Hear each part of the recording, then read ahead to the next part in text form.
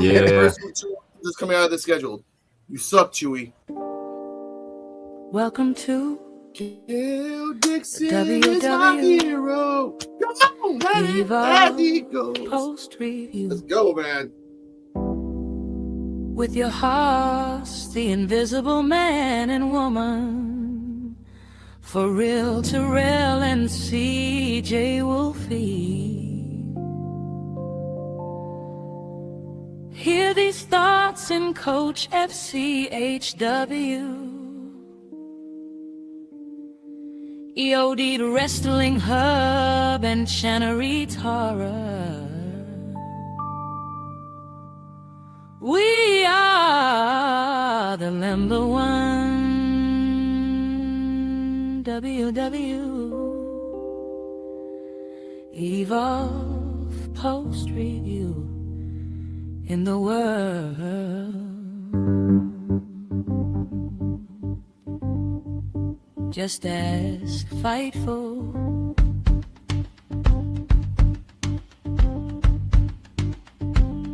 Wrestling.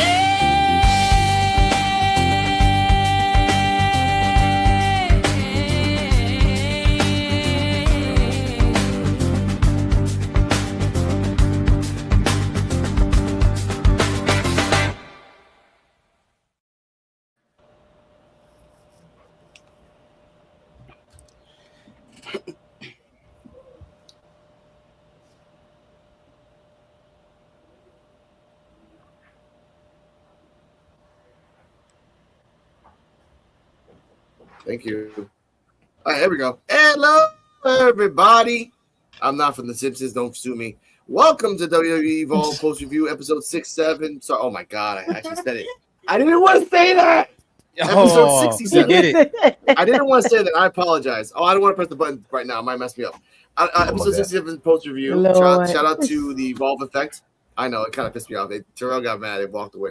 I'm joined today with the All-Star cast once again, and this might be the most talked about episode, not for its matches, not for its showings, but for its non-continuity. I'm joined today by the wise man of the East, Mr.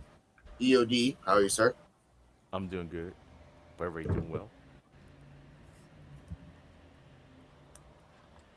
Okay.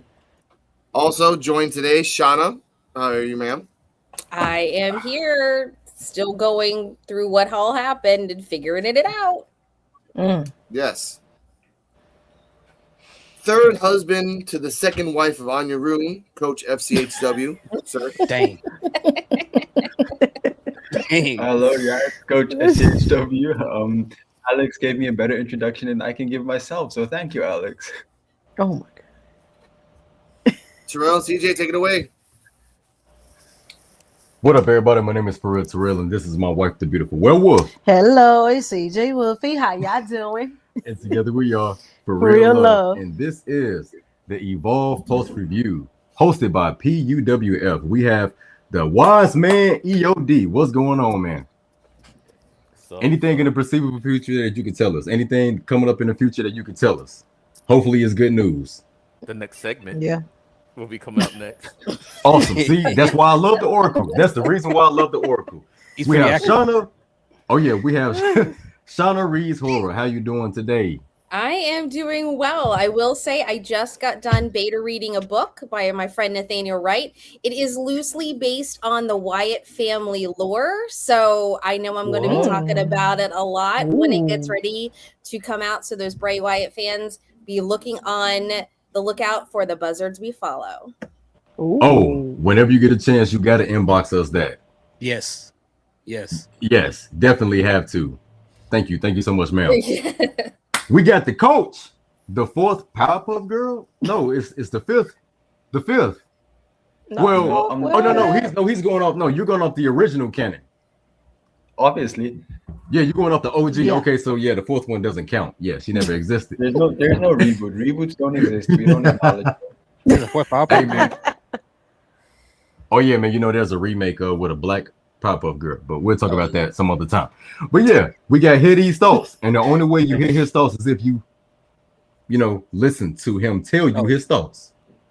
I don't know. That's a lot of words. I'm trying to figure out the hand gestures, but yeah, I appreciate it. Thank you. I'm happy to be back.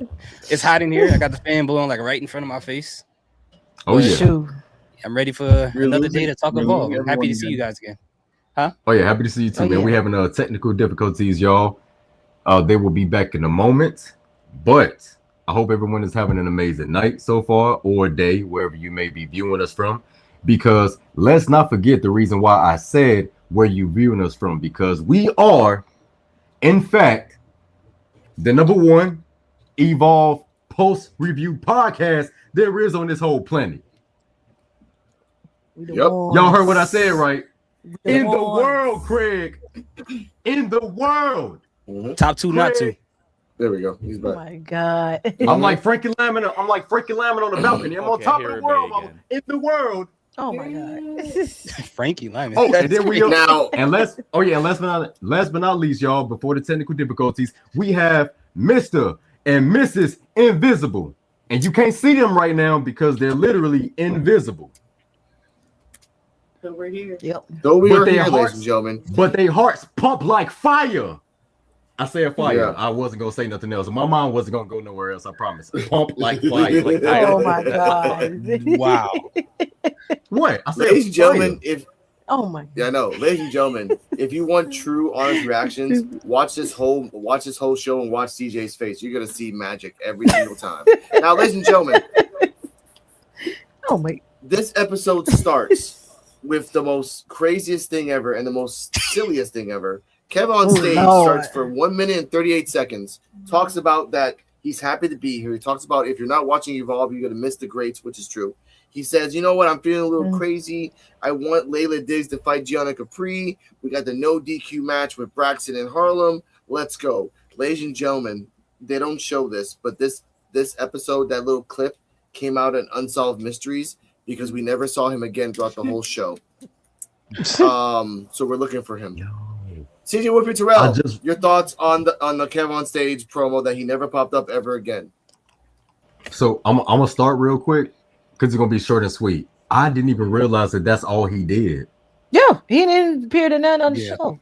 That was it. It's just that beginning segment of introducing all the matches of the show that he put up on it, but you're not there to do it. But Tiffany Thatcher count is on there. I thought you was the guest GM there. So I don't know. I don't know. It was weird. Yo, it was that weird. That was weird. I thought was weird. Timothy wasn't gonna be there neither. I forgot about that. Oh my god. Yeah. Yeah. It was weird. Now, I give it a C. thank you. Wow, thank you. No, you're right. Before we get to hear these thoughts, the reason Gabe Sapolsky followed me, and I'll say this honestly, I crapped on him and said that you had bad time continuity because of this. So, I mean, thank you, Gabe, for following me. But like, I'm being honest. Like, this is you tell us for weeks. You hear these thoughts? Your thoughts. Yeah. I'm not a big Kevin on stage connoisseur. I like some of his stuff that I see on Instagram, but yeah, this was kind of pointless. Like you said, he wasn't there for the rest of the show. I don't think they explained to him what a GM does in these shows. All he did was the intro, and then he walked away. And he said, "Let's do something crazy. Let's put people together in a match who has a feud." That ain't nothing crazy. That happens all the time. What was crazy about that? I don't know. It was. I get it. They gotta pull, people from other 2B shows to kind of get things going. I get it. I understand it. But at least don't lie to the people. Just say that he's gonna host the beginning of the show, and then say that because he didn't GM at all. Yeah. So. Yeah. Yep.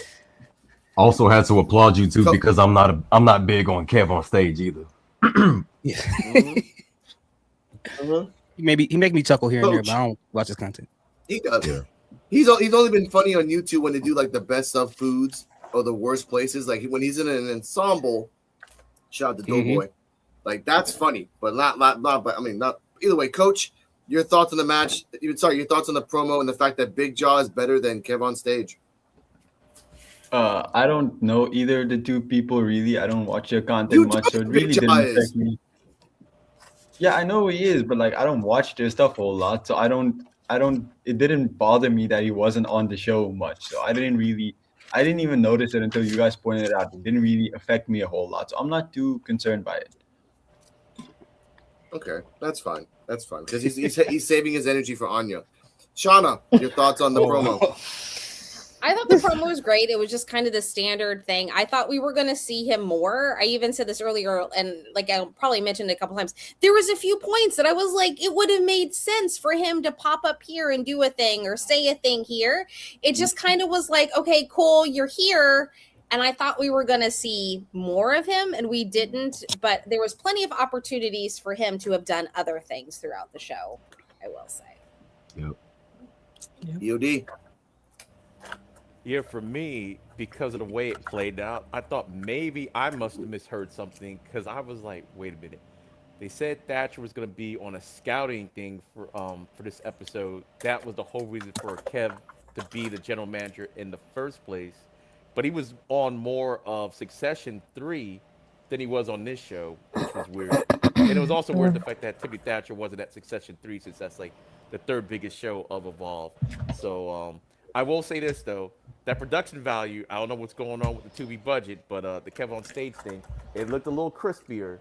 The camera was a little bit sharper, so in the background, so I'll have to say that. So maybe they're upping the budget a little bit over there. But for the promo itself, the promo was fine. Just the fact that was it. That was it for the GM. Like, he just came in. He did more work last week than he did this week, and this was the week. It should have been reversed. Kind of like he was a guest, kind of watching the stuff last week, and then actually participate this week instead of how they ended up doing it. But I don't know what happened, like behind the scenes or what happened. So, but yeah, they could have fixed that. They could have fixed that like on a Tuesday or something and just inserted something in. So yeah. Oh yeah, man. Now, okay. This is why I wanted Kev on Stage to be different. He is a true wrestling fan. He's always been a wrestling fan for years. He's always said that. And to be on a 1 minute 38 segment and not say anything else. And then on top of that, Gabe Sapolsky, I know you're watching us right now. You know for a fact, you told us for weeks that Thatcher was going to be gone on an excursion, and he's not gone on an excursion. And Kev on Stage was just here for less than a pot of coffee. It was a little shot glass of water. And also they could have gave Kev so much more to do. They could have gave him so much more to do. Yep. Like his commentary is hilarious on those indie shows. He could have played a role in a lot of things that trickled down, later on in the show and stuff like that. But man, I was really just expecting it. And like I said, when y'all mentioned it, I was like, dude, I really forgot that he was only there just for the beginning of the show. That's it. Which sad. Yeah. Cardian, your thoughts? I mean, I won't echo what everybody else has been saying, but I basically agree. Can I ask though? I didn't really notice. Was he actually there in the beginning of the episode, or was it just like a filmed vignette? Yeah. So that confirmed my thoughts. Vignette. Yeah, he wasn't even there. I guess that's all I want to say is I'm not crapping on him as the choice for the GM. I just think the execution could have been better because he clearly wasn't there for this episode. No, there wasn't. Yeah. You kept saying that McDonald's is gonna have a sale on Saturday. We get to Saturday. McDonald's act like we don't fucking remember that shit, and it's Saturday. I mean, if where's my if fucking? he's supposed to be there for 2 weeks, and there's another week where he'll actually be there. But this is real life problems. That was a random example. No, but like that shit happened to us. Real life problems. All right. Okay. Yeah. Okay. Because if they were going to do that, they should have just pre-recorded Nikita doing that and used that in the beginning of the show. Yes. Yeah. Which, by the way, shout out to Nikita. Shout out to Nikita in this whole cinematic universe that she's been doing today. She just started that today.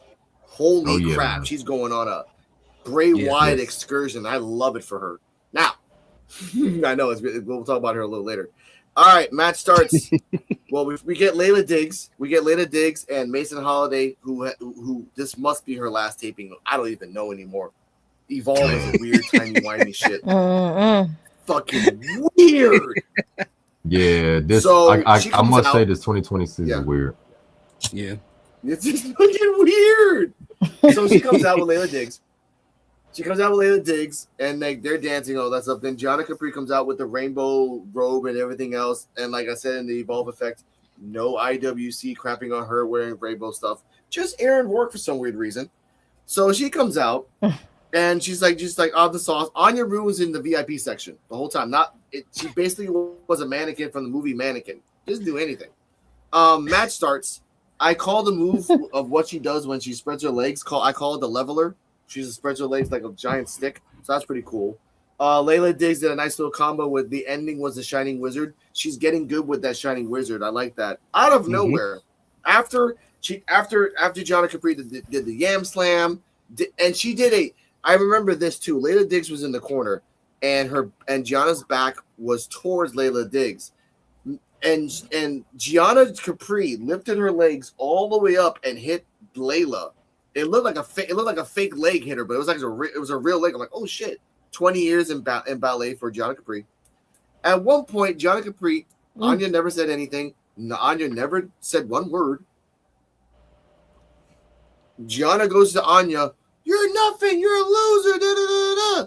Now, ladies and gentlemen, what you saw in Tubi was a lack of funds because it was wasted on Kevin on Stage's 1 minute and 38-second promo. What we saw from what we got from a Twitter account is what was actually supposed to happen. Your discretion is advised. Bodies were hurt in this promo. Here we go. Peter, what is she doing?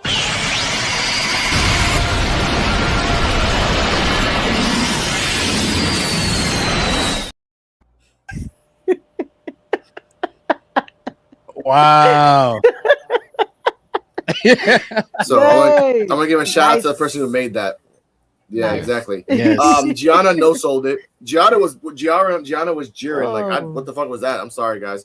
Turned around, backflip into a Pele kick, and then Miss Layla Diggs goes to the top rope, moonlight to the stars. I like to call it for the 1, 2, 3. Mason celebrates with Layla, and they're at the Titantron at that moment. We're just gonna pause it right there when Mason and Layla were at the Titantron celebrating. TJ Wolfie Terrell, your thoughts on the match, the fact that she did a Kamehameha, and Gianna lost. Yeah, that was crazy for her doing the Kamehameha way. But the match was decent. And glad Layla got the win. And hoping Anya can see she got the courage to at least get a win over, face Gianna and then get a win over her. So hopefully get this story. They still continue on the storyline between Anya and Gianna. So hopefully they get a match and she get a win over her so she overcome her. So yeah, but the match was pretty decent. So I give it like a B. And that moonsault still amazing, Layla. Amazing. I would have to give the match an A. This is the reason why I'm giving the match an A. Because first of all, with Mason Holiday, hope everything is good for you. Anything that you about to do in life, your next, the next step in life, I just wish you nothing but the best. And I did, enjoy your in-work performance and your and you having your back for Layla Diggs, aka Coach's one of his wives. The way she had her back in that match was so awesome. Like, get her, get her. Get her. Like you gotta get her. Like you gotta get her, man. I loved it. I love the chemistry between the two. I'm gonna miss it. What's her name again? Gianna? Does say Gianna. Right? Yeah, Gianna. She makes a really good villain. I do like it. I love the energy that she presents.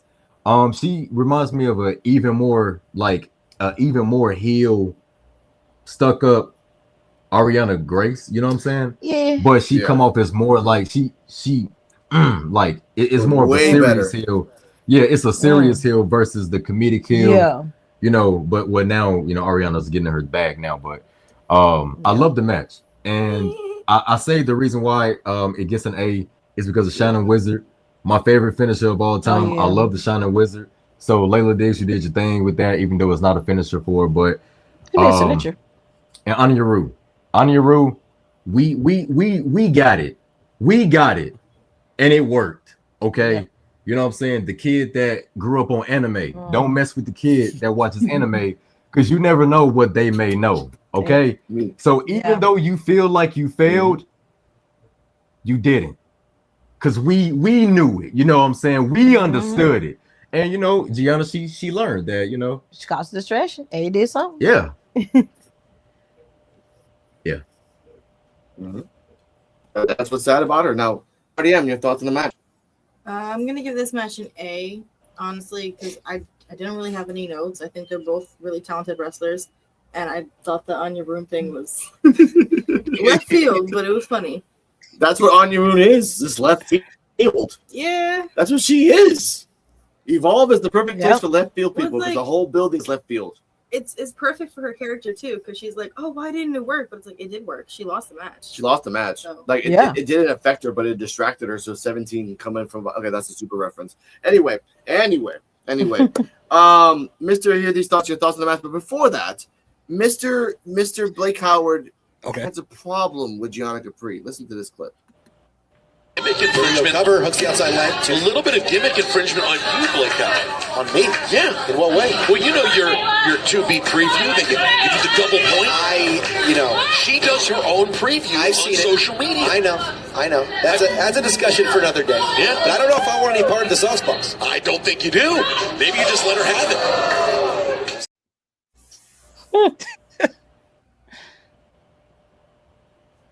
Well, dang.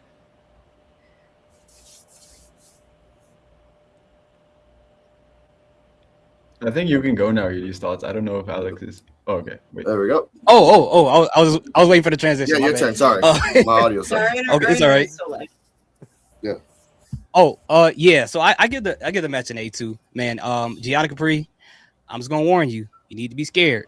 Anytime somebody that's in the anime attempts to command mail on you, they want you to die. Okay, I'm just letting you know. And if she figures out how to do a spirit bomb, it's over.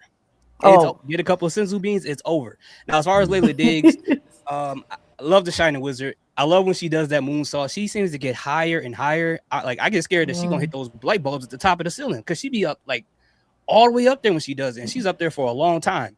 But I think at some point, Anya Rue is gonna pull off one of those anime moves and probably beat Gianna Capri. Like it would be cool if she tried like a solar flare and somehow a bunch of lights flash or something, and then like blinds her or something, and she pins her that way. Like it's gonna be something like super anime related, and I'm kind of looking forward to it. It was unexpected. It was funny, but it was like that's something she absolutely would do. But overall, I would give the match an A. Okay. Coach, your thoughts on the match and your second girlfriend, third wife, helped Gianna.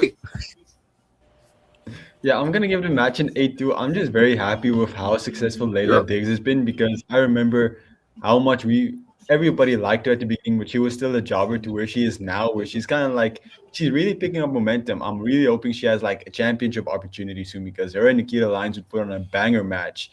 And then I'm also happy with the Gianna Capri and Anya Rune feud, the way it's been continuing. It's been a pretty fun feud. It's like I've just been enjoying how it's been built and how silly Anya Rune has been. And it's that kind of silly where I know a lot of people are calling it cringe, but I'm finding it very entertaining. It's a lot different than anything else we're seeing right now. So I don't have an issue with it at all. So I'm just, overall, a really A+ match overall and segment, I guess you can call whatever Anya Rune tried to do. Okay. I mean, she did a Kamehameha. I love that Peter Rosenberg said, "Is she tried to attempt to do a fireball?" And I'm like, "Oh, Peter, you're old, but you don't." Is he trying to throw something? I'm like, please be quiet, just please. I know. Yeah, I like Blake's like, oh, I guess it didn't work. Oh, she tried it again. But Chana, your thoughts on the match and that she lost. Yeah, so I enjoyed the match. Like I said, I really liked it. I think this is a good way to continue the Gianna Anya feud because, once again, Anya can say she got a one up on her because she cost her the match, and Gianna is going to be like, "You cost me the match." So I think it's going to be really fun to see this continue on. Excited for Layla. I think it's going to be interesting to see her here, and then of course everything we saw with her on NXT this past week to see how those characters and how she's doing on both of those because she does have that match next week on NXT. But the Anya thing, the only thing that I'm really worried about, and I said this earlier, was the people that don't get it, that don't get anime. I hope they don't push it too much. They keep it at a right balance because I'm just afraid if they overdo it, you may have people be like, she's too campy, she's too gimmicky, and not get behind her. But if they do it right, then I think it's going to come off really well. So I just hope they can keep it in a good balance for the people that are fans of anime, people that aren't, because I don't want to see her lose any momentum or, you know, have anything happen with her character or her have to change it because if they do too much.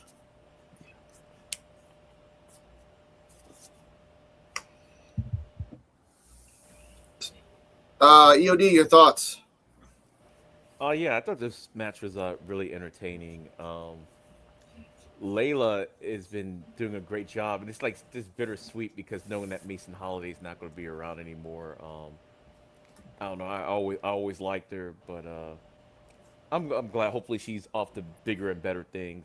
But the match was really really good. Capri, I do like her pre-show, and for some reason, if any of y'all watch Friends, when she does the pre-show, she kind of reminds me of Janice Chandler's ex-girlfriend on the show. A little bit when she was talking the about, sister. She Yeah. kinda sounds like Janice a little bit to me, so I thought that was kind of cool. Oh my God. Yeah. Oh my God.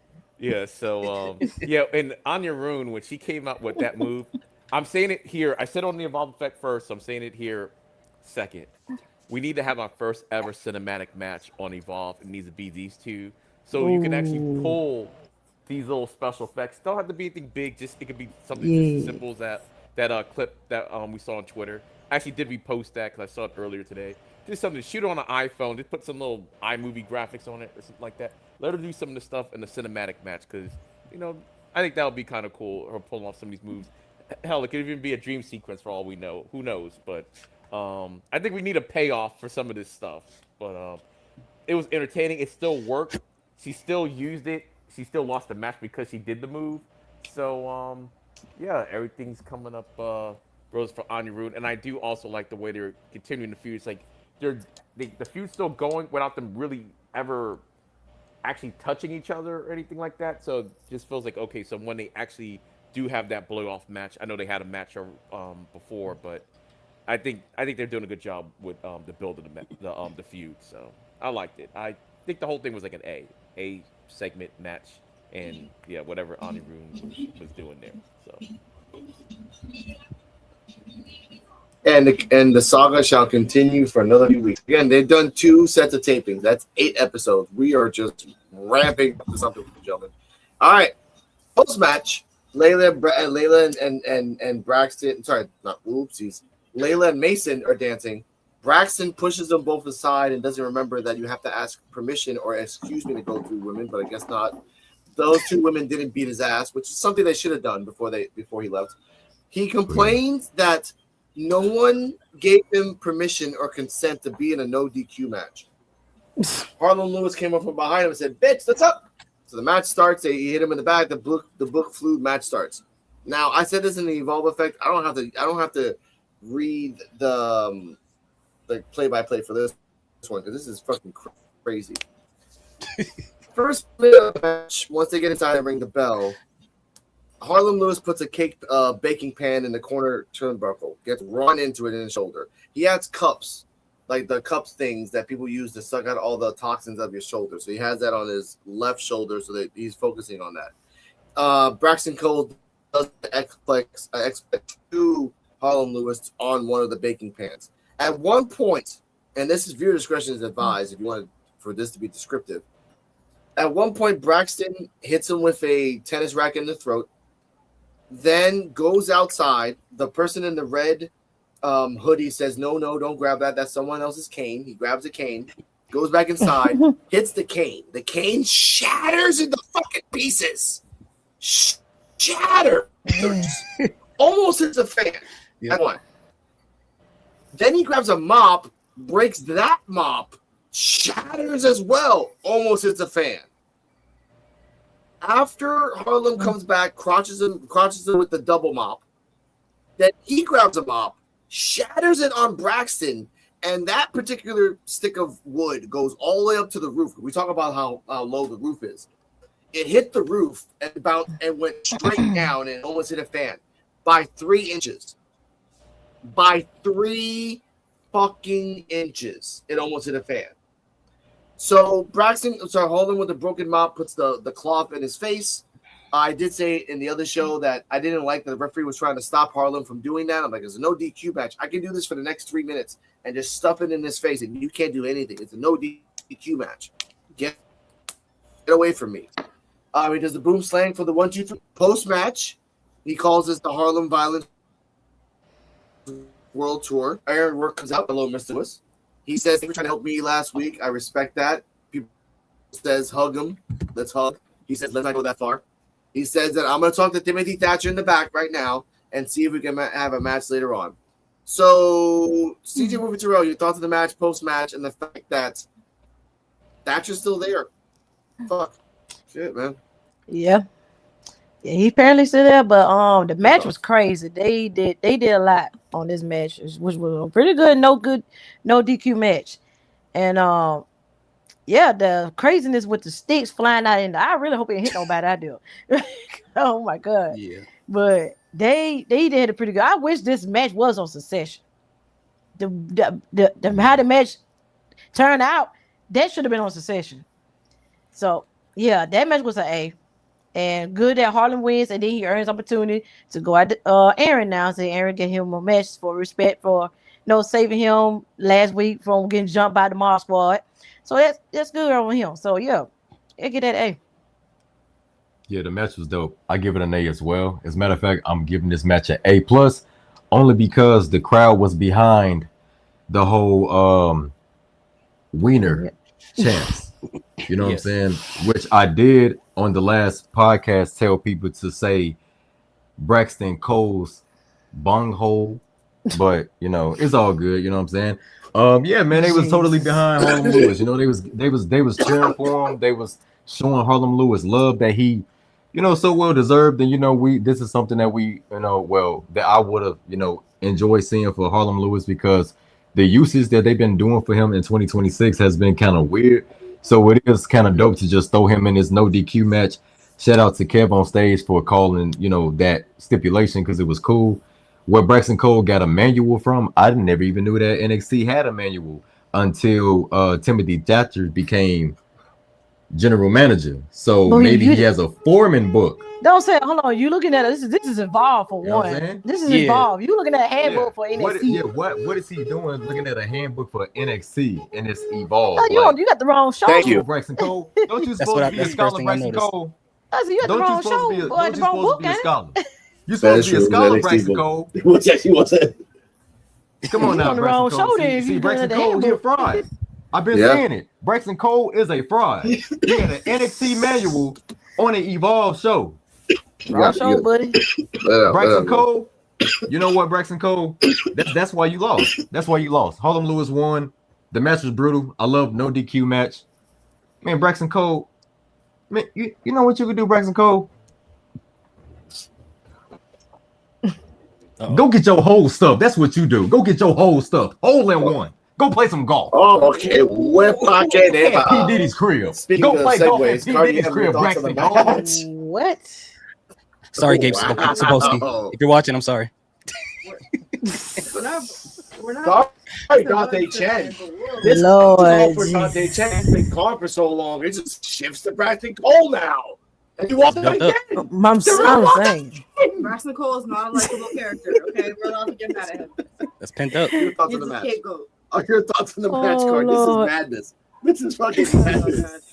This was a badass match. This was a badass match. This was a badass match. Yes, it was.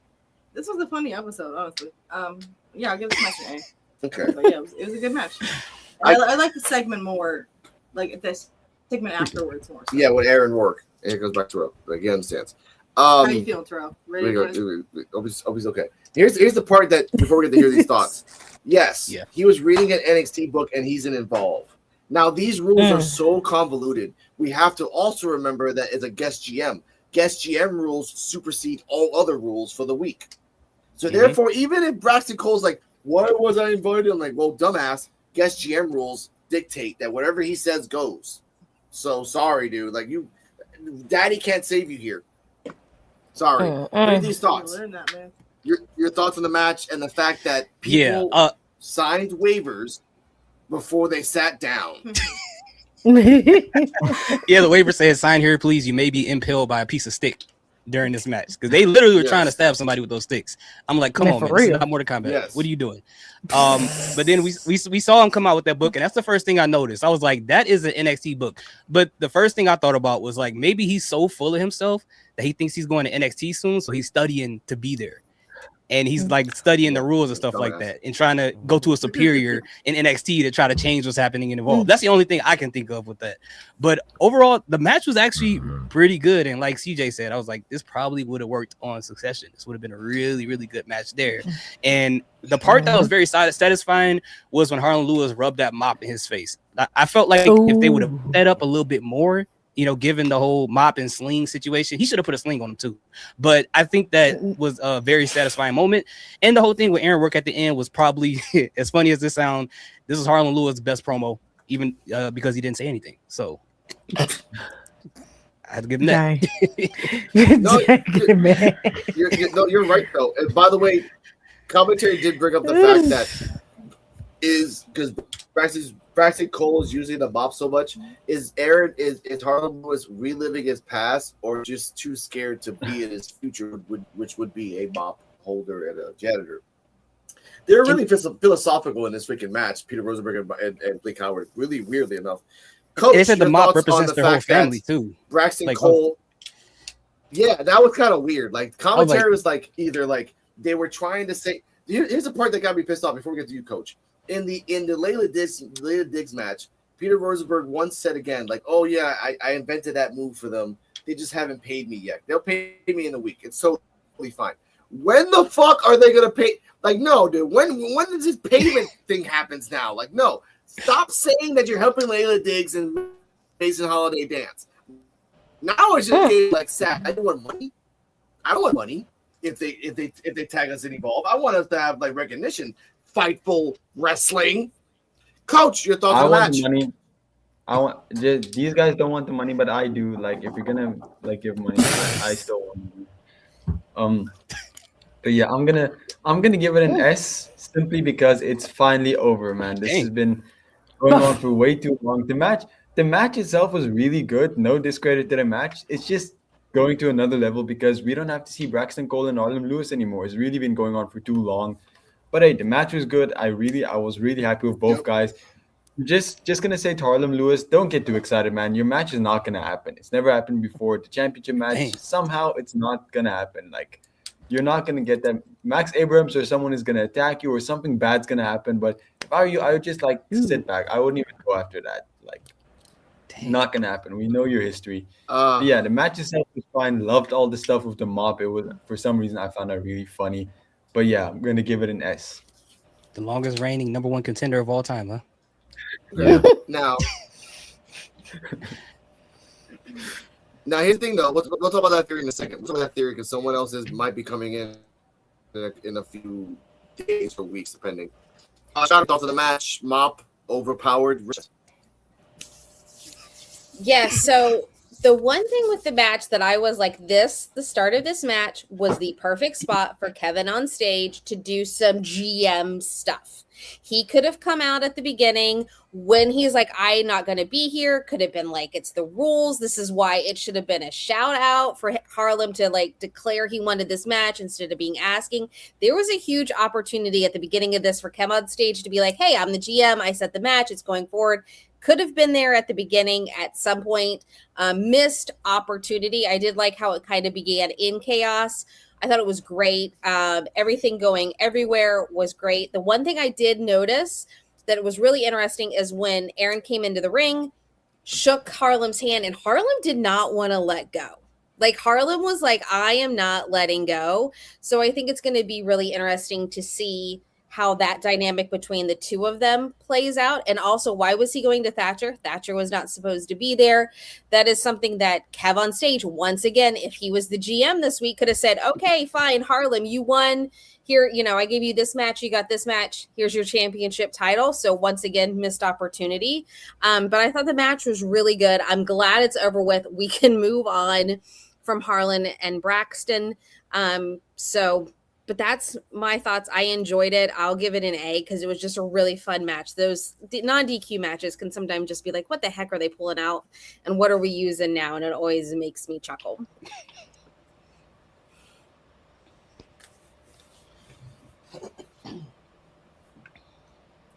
What up, Truman?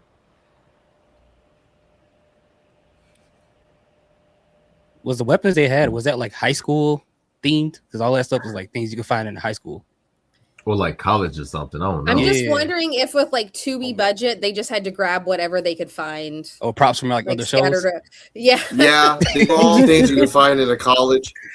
Yeah, they were all things you can find in a college and or places where his daddy worked. Because he did say in commentary, like he supplies the things that his daddy works in. I'm like, oh, okay, that's just being more of a yeah, you know when Braxton Cole say daddy, what he's saying daddy, like, you know, daddy, his baby daddy, you know, Ari Emanuel. Mm-hmm. Baby daddy. Oh my god. Okay. Yup. Oh my god. Okay. Now, POD, please say your thoughts. His sugar daddy. Lord. I thought the match was pretty good. I did like the way it started out, like basically, as one match is ending, he just kind of just walks out, just as rude as he could be, just go right by Layla Diggs and Mason Holiday with the book. And I kind of think it like hear these thoughts think. Yeah, it was an NXT manual, but I mean, he's supposed to be a scholar, so why would you be kind of looking at something on your level? You should always look at the next level. And maybe NXT rules supersedes Evolve rules. I mean, and it's wrestling. I'm like, WWE rules, I'm like, they don't really change them that much per brand anyway. So it's like, I get it. So that was cool. But I like the fact that it didn't even give you too much time to even ponder it, because as soon as he said it, it's like, no one really ever consents to a non. And then all of a sudden he gets attacked by Harlem Lewis. So I'm like, it just ended that whole process right then and there. So I like how they started off the match. But yeah, there was, I don't know, their prop department, they got to do something, because either they were hitting each other hard as hell, because these was like some one hit things, and things were shattering into the crowd. Once it's like kind of, but like almost every weapon they had was like shattering everywhere. I did like the spot with the cane, and especially when Braxton started walking with the cane. And for full disclosure, I actually do have to use a cane, so I found it funny. So don't come at me and everybody. So yes, I have to use a cane myself, and I thought it was hilarious. Yeah. So it was the match. I'm glad this doesn't need to be a Braun Breaker Seth Rollins situation. I think the feud is over. I think Braxton Cole did what he had to do. Harlem did what he had to do.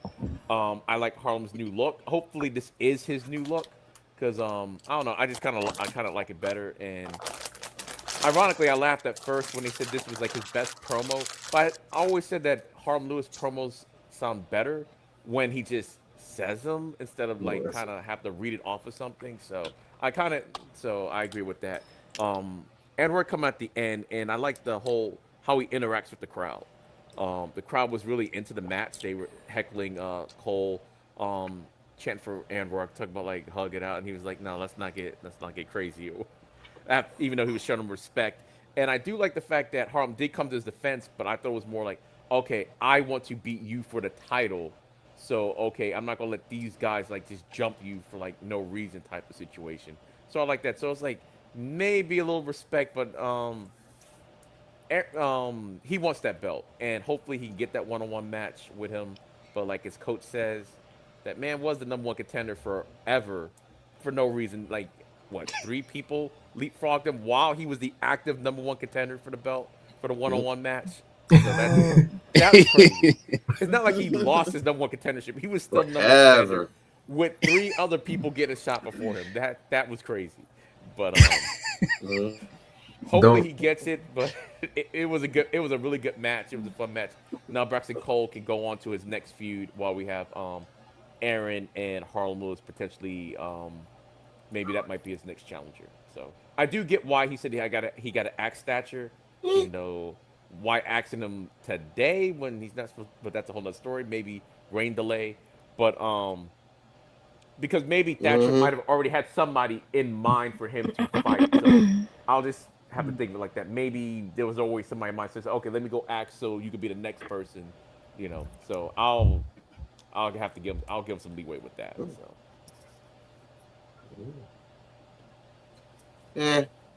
Such is life, and I'm happy for Harlem Lewis. What my thought was that Coach brought it up. Here's the part that Coach is not gonna like, and I said this I gave you so many shout outs on the Evolve effect. It's quite amazing. We know that Thea Hale is coming to Evolve. What if, when they finally have the one-on-one match, Harlem Lewis versus Aaron Rourke? Because again, I don't think the Mob Squad is going to involve in that. They have 1.0 to deal with at the moment, even though they washed them. Theoretically, let's say Harlem Lewis has a fight with Aaron Rourke. They have a match. It's going equal because they've had the match before, and they can go equal back and forth. It's basically just who can one up somebody that can win. Thea Hale comes in, slides in, interferes. Harlem Lewis wins. That is something that would piss off Harlem because he doesn't want to do it that way. He's a baby, like an honorable, like a samurai baby face. So what happens when your girlfriend helps you win and you don't like it? That could be a possibility as well. Because there's no way Harlem can win. We all are saying it. I hate to say it, but we all are saying it. He's never going to win the title. It's kind of sad, but it's kind of funny at the same time. He's going to keep on going after it, going after it, going after it. He's never going to fucking win. I'm sad about it. So make it a way that he never truly won it, but only by interference. The JC Jane objective. Well, I think now he's probably not going to win only because he's more of a he's on main event like a lot, and they always he's an NXT guy, so they just haven't seemed like we pulled the trigger on an NXT. That's the reason why I don't think he's ultimately not going to win, because he's probably not. He might not be there long enough to have an actual reign if he wants to win. That's all. The counter that it is funny about the you said it yourself. He is on main events and NXT dark matches, not NXT the show. That's the difference. Like, they use him enough for dark matches and main event, but let's get real. Carmen Petrovic was on dark matches and on main event as well, and she's on AAA. But in NXT she loses, which I said that too. Undertaker, you need to call Shawn Michaels and put him in his place. My crew wins everywhere. They don't lose in NXT. That's what I want to say. That. Well, it's the same thing. Layla Diggs been on NXT for a who's not scared and kind of lose at the same time? So. Yeah, but they didn't value her. And guess what? They only called her because she did one of the greatest moonsaults in the last while. Like, that's why I feel like Layla Diggs, like, she was not really ready to go to NXT. She was thrusted up there because she's like, you know what? Because guess what? If you were ready, you wouldn't be in a faction with Natty and Nikita and Carmen. You would be by yourself. You would set your own path. You don't need evolution. Randy Orton. I don't hate the Natty faction himself. Exactly. Yeah. I think it's a pretty fun faction. I think we need like a big women's coach. Let's be real, coach. I like the faction. I actually like the faction too. We do. But man. I think it's fun having a faction. It doesn't make sense in the storyline of wrestling. Yeah, I'll say that. I don't think the faction makes a whole lot of sense the way it was set up. But I do like the fact that we have a faction. It's a bunch of people that I didn't think would be in a faction together. Like, I can see it working. Like, I don't think it was set up correctly, but I don't hate it. Yeah. We just didn't see how it happened, so that's what makes it confusing. You know what I'm saying? Retribution. Yeah. They had a reason why they got together, Dark State, the Seals. They all, but they had a reason why they got together. Yes. The natty, what do you call it? The natty pack. I don't know what they call it. The natty pack. The natty pack. The natty pack. Like you get it? The wolf pack? The natty pack. Yeah. Natty dolls. The dungeon dolls. The dungeon pack. The dungeon pack. Braxton Cole Packers. Mm-hmm. What? Okay, all right. What, Braxton Cole? He disrespected Layla Diggs. He's a pro. He got to get packed out now. He got to get packed out now. He pushed her out the way. He got to get packed out. Yeah. Or. And by the way, when he dropped that book, it was blank. I don't know if anybody noticed that. It was blank. No, it had words in it. It had words in it. But here's the fun part.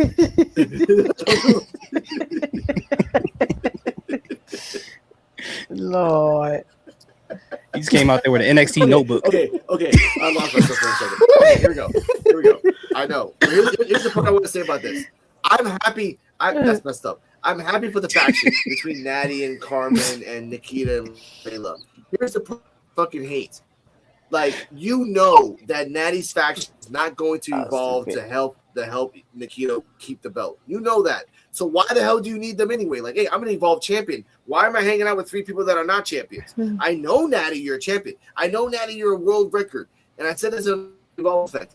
Yeah, you're a world record holder, but you're not a champion now, Natty. I am.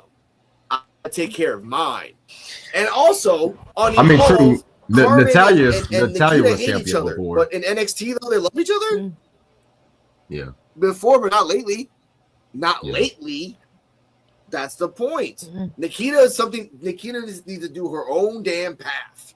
If you're doing all the cinematic stuff on Instagram, that means you're doing like you want to throw away everything that you made and become this new timeline version, as you call yourself. Do it. Yeah. But hanging out with Carmen, gold-blooded, I lied and almost got Kelly Armstrong in jail because you lied about the fucking sword thing. Nah, bitch.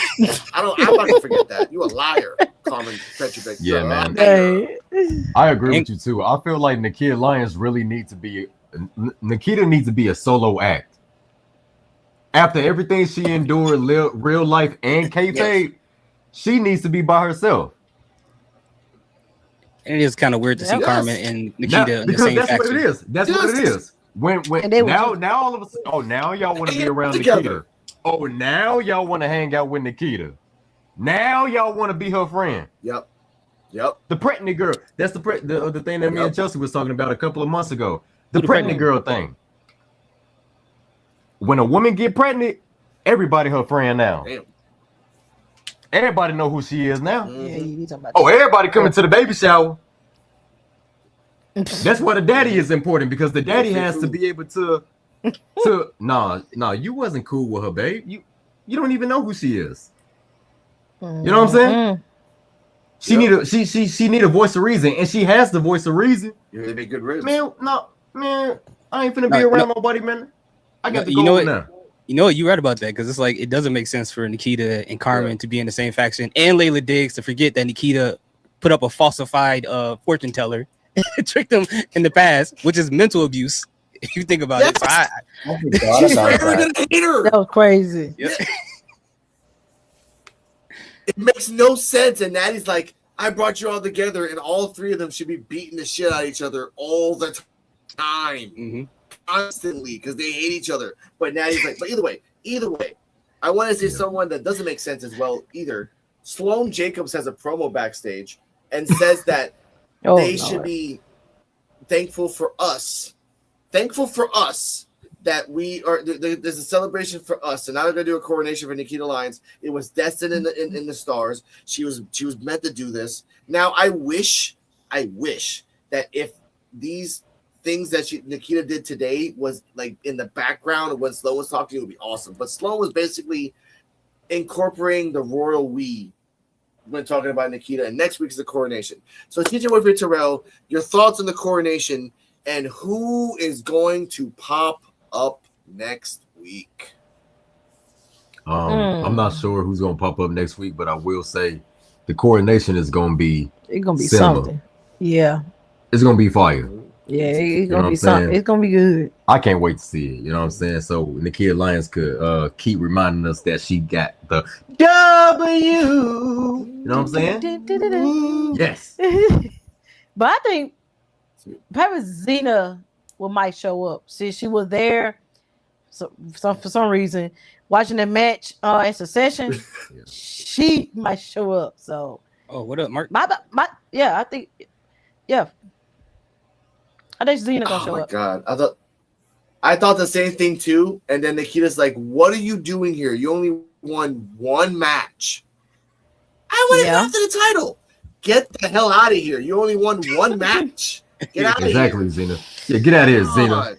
Cause that was all he was sitting up there in that VIP lounge that week. Like, why are you even here? And I'm gonna let you know right now, Xena, you're not winning, Xena. You're not winning if you do get a match, Xena. You're not. Shadows, though. Hells no. But, give these thoughts. Coronation. Yes, sir. I'm personally, I felt like I wish that the coronation was happening this week, as opposed to like, I mean, I think we could have moved something out the way to have the coronation happen, especially off the heels of Succession 3, your biggest show in Evolve, and you got a new women's champion. It kind of felt like they could have like used some of that momentum and went into the show, but I'm fine with it happening next week. But I'm just thinking about the people who haven't watched Nikita in a while, and they're like, oh, I've been talking bad about her. She's champion now. Let me see what she's doing. And this would have been a perfect opportunity for them to see something. But I have no problems with it happening next week. Now, Sloane Jacobs, she wrong for trying to hit that Nikita falsetto. She knows she's wrong for that. Nikita gonna get on her about that. She got to stop doing that, man. But as far as her saying that we won it and this is how things happen, obviously in her mind she thinks she's half a champion when she isn't, and it's gonna be interesting to see how that turns out. Coach, your 4th ex-wife and your 5th best friend's coronation next week. Dang, bro. You're marrying me to people that I haven't even married, but okay, I'm not gonna say no to that. And that's why I keep adding them, Coach, because you never say no to that. That's your catchphrase. I'm not saying no to that. That's a lot of alimony. Oh my God. Oh no, he treat him right. He know how to treat him. You know what I'm saying? They get along pretty good, so he ain't got to worry about that. You know, love. You know what I'm saying? Love guru, man. Like, dang, I don't like money. You know what I'm saying? Yeah. He invented the fragrance love them? spell, man. Why do you think I'm marrying them? I'm not doing this for love. I'm doing this for all the money. Wow. If you marry 500 people and each of them give you $100 a month. Yes, indeed. Lord. All right. Oh, speaking of money, y'all. Speaking of money, this part of the show is brought to you all by Dr. Squatch. Fellas, clean that crotch. Jesus. Clean that crotch, fellas. With Dr. Squatch. All right, the Lord. Oh my, I love this. All right, Coach, continue. What are your thoughts on this coronation? Who's popping up next week? Not Nikki Blackheart. We know that. So think about. It's probably not gonna happen, but I would like it if the unknown debuted. I think that's like a wild card that like we can expect. We said that too. Be cool. Either way, I don't think it's gonna go well for Nikita Lyons. It's gonna be entertaining, but it's definitely not gonna be as successful as Kendall Gray's coronation was. Not with the cake. Yeah, that was funny. Like, when came out and said, like, my stomach hurts because I ate too much cake. So I respect that. All right, Shauna, your thoughts on the coronation? Well, I know the coronation, it's a celebration in the ring, which equals shenanigans. I think it's written in the clause that if you're going to do one of these, there has to be shenanigans. So it's going to be really interesting. I think we'll get whoever is going to be Nikita's next, has their sights set on the title next for Nikita there. And I don't think Nikita's going to take too kindly to Sloane saying we won. It's her title. And I don't think Nikita's going to like that, because even when Sloane won that, match to go up against Wendy and all that, the side eyes, everything from Nikita wasn't having it. And for Sloane to say we won, Nikita's not having it. So I have a feeling Sloane will try to take some of the spotlight from Nikita, and it will not end well. But yeah, I think we'll get shenanigans from that, or we'll get whoever's going to come out and challenge Nikita. And it could be something like we've seen on NXT, where like the whole women's locker room comes out. We've seen that happen a couple times, but it'll be really interesting to see how that plays out. And will we see Carmen there because of the NXT thing, her there now? So it's going to be very interesting, I think, to see how it plays out. But I'm looking forward to the shenanigans because the writing's on the wall. EOD. Yeah, it's just interesting how Sloane wants to be Nikita's lackey so bad, and she's really not even Nikita's lackey. Nikita's like, we're not homies, we're not partners, we damn sure not friends. She's just around. So the fact that she thinks she's cool with Nikita, and Nikita's just don't give a damn about her is pretty funny. She seems oblivious to it. So I can't wait to see what's going to happen. So she better have a good gift for her next week. But yeah, shenanigans is going to happen. Depending what's going on with this TNA knockouts thing, maybe Wendy Chu might show back up next week, unless she's like completely done with it. But if she's not, I think Xena might show up, and it'll be kind of like you've only won one match type of situation. or we could get the clear out and everything. I do think we might get an evolve. I mean, not evolve. The unknown tease. I don't think the unknown might show up, but maybe we might get some type of, I don't know, lighting going out or something like that. But I think ultimately, I think Xena might end up being the first victim somehow. Just just so you can get a win under your with your championship. So, and the fact she was in the VIP section last week, which was, I like Xena, but that was odd as hell. You had Kendall, you had Callie, and you had Xena, who won like one match. So it was like, but who knows? They do like to set it up that way. So maybe it could be one of those things where she tries to challenge her, and she's like, "Look, you don't even have a win-loss percentage to even like talk to me or whatever," and maybe something happens because of that. But yeah, I do want flowers though. I need them to go into Nikita's gimmick though. I want some flowery stuff in there, like foresty. Or some crystals. Yeah, I think she needs some crystals too. Yeah. Oh yeah. Like that, so a whole bunch of cats. Yeah, that'd be kind of crazy. And raccoons. She does like raccoons as well. They don't got kind of crazy in this world. Shiloh can bring the raccoons. Yeah. Shiloh, like they're both in the same place. Yeah. From Home Depot. Real plants? Okay, yeah, that's true. They don't have the budget for that. They don't really have the budget for a lot, so you gotta get what you can get. What you can get now is something that I didn't want to hear, and that's Chewy Martinez by the Titantron, bringing out Kale Dixon, calling him his brother. Come on, brother, Kale Dixon. Come on, brother. So he comes out, Kale Dixon, with the graphics of the mouth and the words come out of his mouth. He says he's a D1 athlete. He says he didn't really understand the fans. He didn't really understand why he didn't like them. But then they didn't understand him. They didn't understand that he is a D1 athlete, that he turned down, like as EOD brought it up, many contracts to be in baseball, to be in the WWE. He also said that he didn't understand that why the fans didn't get him a fan, and the crowd said, that's not our fault. You did that to yourself. That's not us. As he's saying this, and I want to say this legitimately, it was the funniest parts of the whole show. One of them, there's a little girl in like a rainbow, like rain jacket, something like that, rain jumper. And he's like, she's saying, boo, boo, like boo to you, Kale Dixon. And then Kale Dixon kind of flubs a little bit when he talks about baseball. He does flub a little bit. Then they go back to the little girl who has a fist in her hand, and she can't give the middle finger because again they will blur it. But she points to where the middle finger is, and then I was thinking to myself, "Where's your mother? You're badass. You're the new Izzy. Or like, where's your mom?" But then like, I love that Chewy Martinez takes the thing away. Which, ladies and gentlemen, Chewy Martinez, thank you for liking my post on Twitter. I respect you for that. However, Kale Dixon says this, and I quote, Chewy Martinez, I know we can be friends for a little bit in the future, but never take the mic out of my mouth until I'm done with the promo. I will tell you when I'm done before you take the mic out of my mouth. At that moment, I wanted to make the wanted list and put his first name on there. Because finally, someone told Chewy Martinez the smartest thing in the world: keep the mic next to your mouth, you dumbass. Anyway, Chewy Martinez being a sexist as well. Oh, who's that beautiful woman that you were with last week? Why'd you just can't say women? Why can't you just say person? Why do you have to make it beautiful? I mean, I like Latina girls. Should I call Latina girls, who's that ugly Latina girl? No. So don't be sexist, Chewy. It's the truth. It's the truth. Mean Gene never said that. Mean Gene was never sexist. You know why? Because he was smart. Chewy is not the opposite of smart. Well, actually, kind of is the opposite of smart. Either way. Then the woman comes out, Kaylee Quinn. Oh, I'm going to bring something new to Evolve. No one's going to ever see it coming.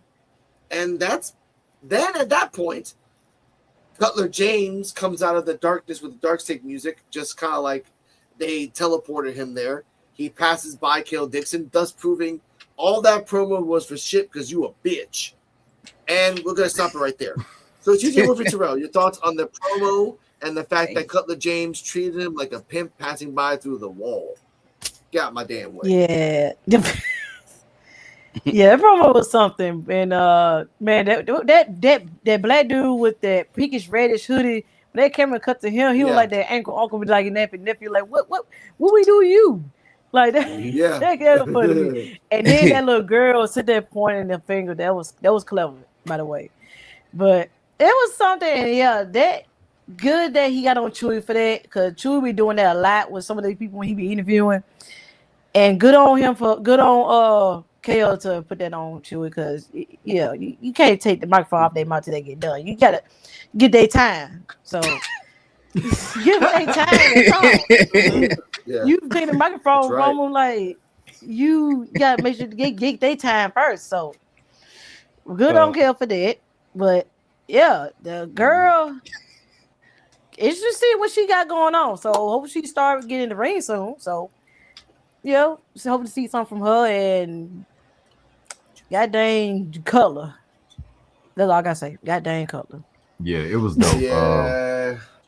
I love KO, man. You know what, KO? I love you, man. I love you, KO. Thank you, KO. Thank you, KO, for showing that piece of crap what it means to really feel like a piece of crap, because I seen it all over his face. I seen his little sissy mannerisms that he was showing. Oh, no. His feelings was hurt.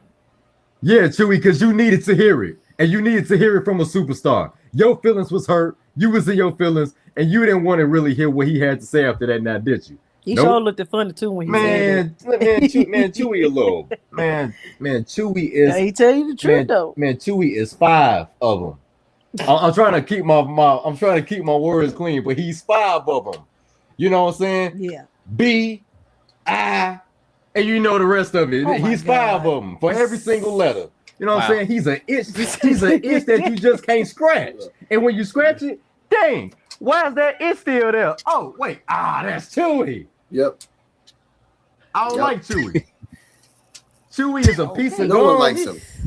Chewy, you a piece of gum that when you put it in your mouth, the flavor going already. Because you ain't got no flavor. Oh, yeah.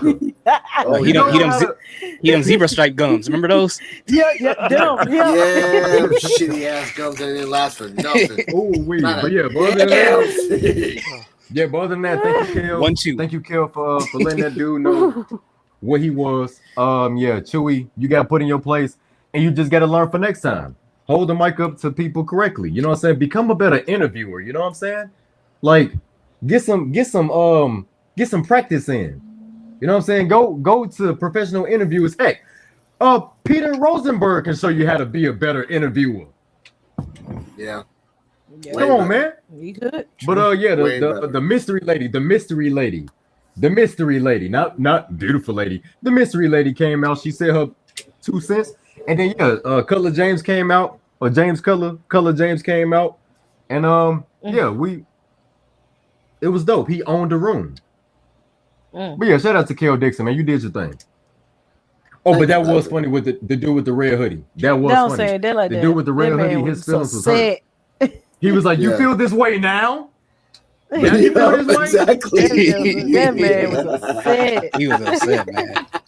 And that little girl was the MVP. Both of them were the MVP of that whole right side of the ring. Like, I loved it. Like, just giving him the middle finger, but can't give him the middle finger. But like, no, I genuinely am underage, but I'm giving you the fuck you side. Like, that's chef's kiss. That's real 80s heat. I look Brooks Jensen can have that. Yes. Yeah, and he got booed like bad. Yep. He got booed terribly. He I loved it. Mm-hmm. Boy, just wait till LA Knight leaves WWE. Ooh. Yep. Just saying. But either way, I understand that. Now, Cardi, your thoughts on the Kel Dixon promo and just some bullshit.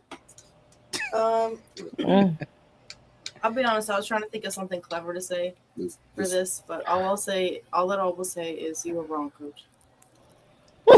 Wow. What? Wait, what happened? Because remember last week.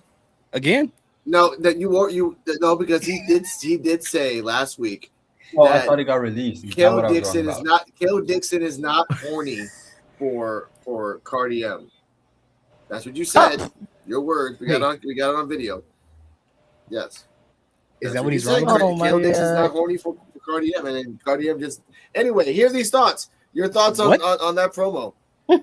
What is happening? I don't know either. What? We watched the show, ladies and gentlemen. I feel like I'm missing something. Hey, to be honest, Mark, the day LA Knight does decide to they have a contract signed, I hope he don't sign it.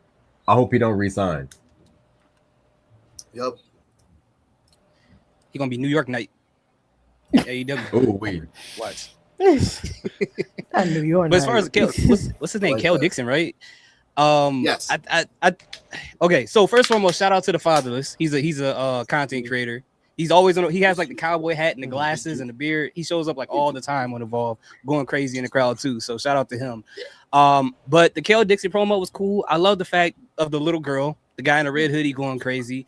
I like the promo, but when it comes to wrestlers, at least for me, when they talk about their sports acumens, it don't really hit for me as I think they think it hits in their head. Like every time I hear someone talk about their college or whatever, it's almost like Al Bundy talking about Polk High, like what they used to do in the past. Like, in third grade, I was a dodgeball champion in third and fourth period at middle school. Like I personally do not care.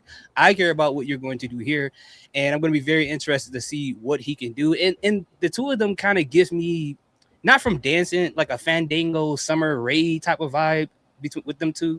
You know, you got the guy with the glittery shirt, and you got the blonde girl next to him. So I don't know if that's what they're going for. So I want to see what they're going to do with it. But like you said, Cutler came out there, hey, you know what? Your promo does not matter right now. I got a match to have. So, and Chewy, please stop irritating my podcast mates.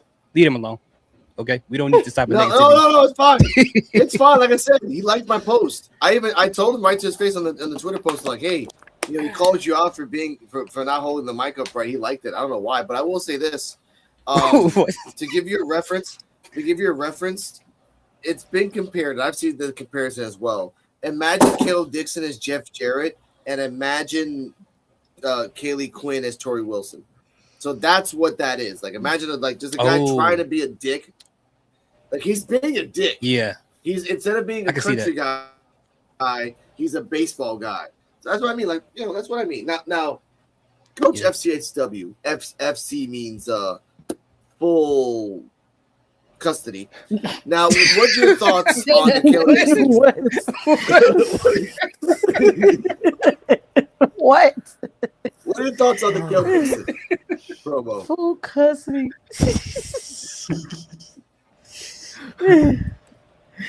Oh.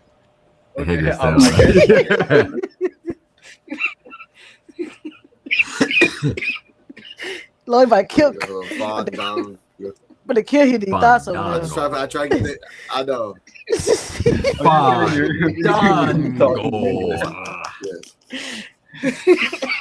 You're up, Coach.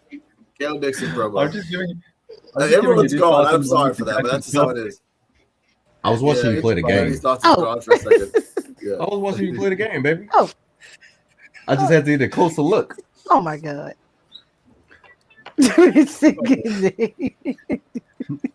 Lord. I'm on a dunk. Get your thoughts. Get your thoughts. Get your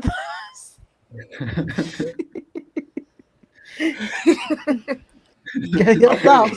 Okay, I'm sorry. Let it out. Come on, Coach. It's fine. Okay, first off, this is to Cardi M. The fact that you keep thinking about it means Kel Dixon has been in your head. So the question isn't if he's horny for you or you horny for him. Oh my. What's in your head? In your head. Zombie. Zombie. Yeah, wait. Oh my God. R.I.P. Dolores, man. I love that woman. That was my crush when I was a kid. Boy. That was mine too. Boy. Yeah. Plus the last Morris set, but she was crazy. Beautiful song, but wait. Start. Oh my God. Okay. Coach, yes. Okay, you predicted it accurately. Kel Dixon and I are in love, just like you and Anya Rune. That's all I'll say, okay? Just leave me in my privacy. Yeah. In my fair. Oh my God. She says that while this is the weirdest episode ever. What? He says I know, but you know what? I have to. Alex understands our love. It's 2026. I just live life.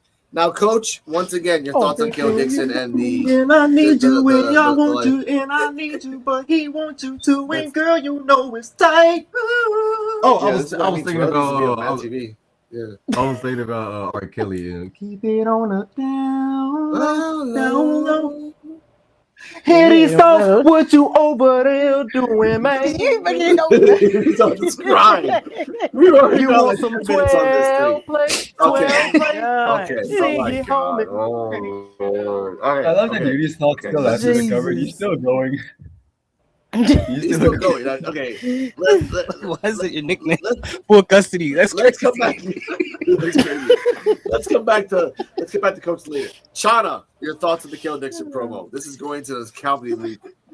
Yeah, so the Kel Dixon promo was okay. Just kind of introduced who he was, kind of for those that didn't know before, introduced his new character. The thing with the mystery woman, I wanted more. It's just like she just came out and was like, "Hi, I'm here. I'm a valet. Are you the women's division's not how have we not seen you? Are you a valet? Yeah. Are you gonna put your name in the ring for things? You were just kind of there." So it was just a meh promo for me. Like, this was the one part of the night that if I had to like rank everything, it was probably at the bottom for me. I just was like, okay, we get who you are. Who are you? Like, what are you doing? Are you in the women's division? Are you valet? We don't know. But I did like how Cutler James, because one member of Dark State that I can never remember, he's just there, and it actually gave like he was the best part cutting into it because it was over with. For that to kind of maybe give him something outside of just being the most boring member of Dark State. So for me, it was like my least favorite part of the night. I was just like, what is happening? Why is this going on? This could have been a vignette between the two of them. I think it could have been a vignette more, just to be like, this is who I am. Here I am. Here's my partner, whomever. And then it could have gone on. It didn't need to be an interview or anything else. Yeah, she should have introduced herself. Yeah, you're right. They should have let her like really introduce herself. And to back off what Shauna said, you know what I'm saying? Like, what do you do? What do you do? Are you his friend? Are you his secretary? She said business partner. When you bake, business partners. Also, what y'all do? Do you bake cakes and do he eat them too? Do you eat the cake when you bake it? How Chewie introduced her. That makes but how Chewie introduced her didn't help either. It made it sound like she was like a woman of the night or something like that. Yeah, he licked his lips. He licked his lips when he said it too. He licked his lips when he said it too. Oh, okay. Yeah, he did. He licked his lips hard. Yeah. At least he didn't have the microphone. At least he didn't have the microphone any lower this time. You know, like he did that last couple of weeks. You know, muscle memory, having it low to the, having it low like that. You know. Oh my God. Yep. Now, EOD, your thoughts on this promo? Because we'll talk about this for another 30 minutes, like crazy. Yeah, I thought the promo was pretty good. I know I said this last week, but I've learned more about Kel Dixon in the last 2 weeks than I ever did on NXT. Like, all we knew he was part Chase U, but he didn't really have a character, so I do appreciate the promo. Yeah, he flubbed a little bit, but it was okay. I will have to say, I know Hear These Thoughts doesn't like it, but Married Children is like my favorite TV show, and Al Bundy threw them 4 touchdowns. It wasn't even one season either. It was all in one game. Wait, what's your favorite TV show? Married with Children. So, I like that show. I love that. Oh yeah, that's a classic. That's a classic. I was 7, and it definitely was not age appropriate at the time for me to be watching it.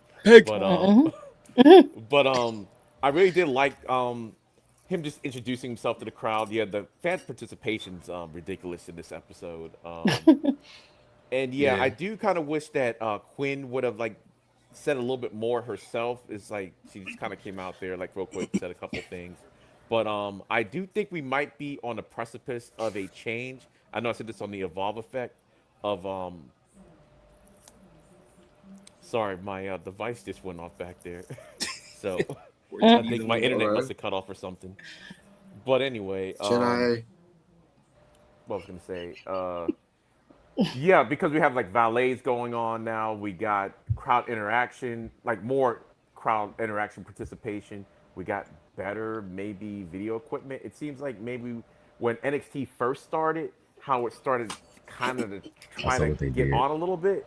Maybe that's what Evolve is about to become now. Like right before it kind of, start, having their little takeovers or whatever the case may be. Like I think something's brewing here with Evolve. I think they're kind of cooking right now. So I don't know. We're seeing new things on the episode. hardcore matches with broomsticks and whatever breaking off into the crowd. So I don't know. This feels like we're on to something. So. Oh yeah, man. Allegedly, if no one sues, then allegedly it went to the crowd. We don't know if it did, but it's life. This part is gonna make me laugh. In the back. Oh wait, no, I'm sorry. We forgot about the match that I don't want to talk about. We have to talk about anyway. Cutler James comes to the ring, all robotic. Oh, I'm a robot. I don't really understand feelings because my girlfriend's in. Anyway, it's golf. Which, ladies and gentlemen, before we even show the fact that he did a beautiful Romeo Moreno fucking dropkick, for the first time in a long time, it's time for that studometer for a guy that uses a low blow for. Ladies and dummies, it's Gal with the first ever live in-person studometer with Richard Holiday. And as you guys know, no feelings, only facts. We're gonna rank them pretty fast. We're gonna start off. This is long overdue. Yes, we're gonna start off with the hair. Hair guy. Flowing. Check. Body. The pecs are popping. The abs are popping. Body guy. Body guy. Check. Now the tan. Tan guy. Bronze, 10 to jack, ready to attack. Ladies and dummies, Richard Holiday is a 10 on the startometer. Didn't even use the stash too.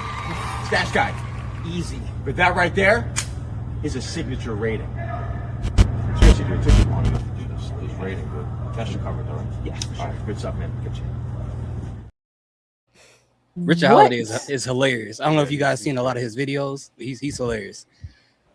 He's not a 10 though. He's not a 10. I'm waiting for him to come back. Okay. Now that's what I was gonna say.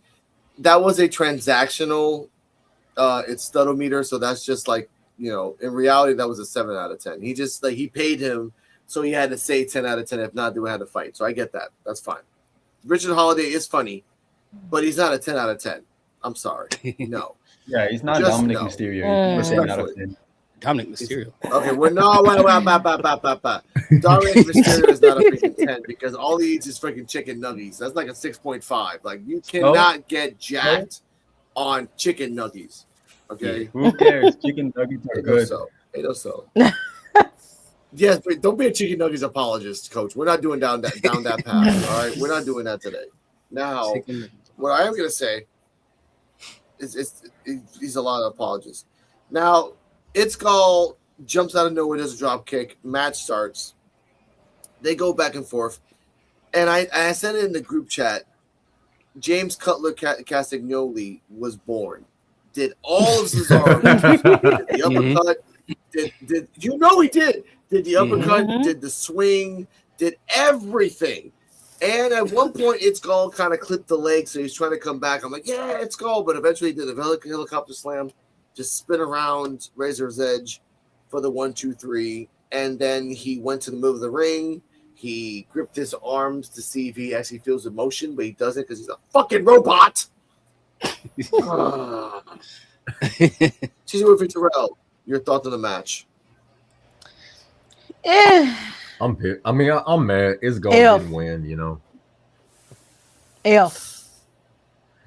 It was a mixed reaction. A couple of people was cheering for It's Gall, and it seemed like everybody else was just cheering Dark State, Cutler James. Like mostly Dark State. Yeah, mostly Dark State. It was like three or four people just cheering for It's Gall.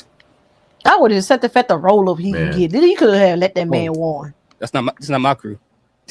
But thanks.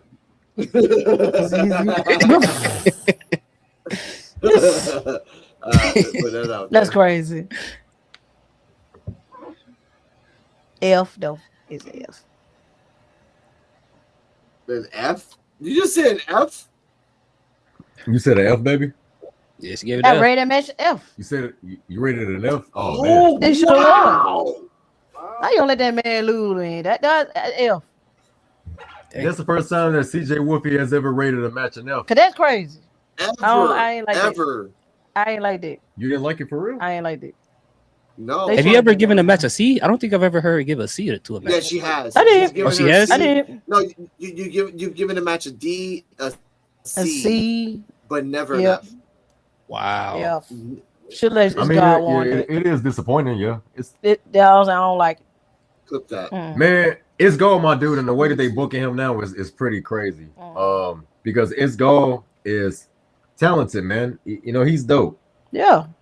It could be some type of shenanigans, I don't know, but It's Gold. If you watching, you know how I feel about you, man. You know, we went back and forth a little bit, and you know, in the on IG or whatever DMs.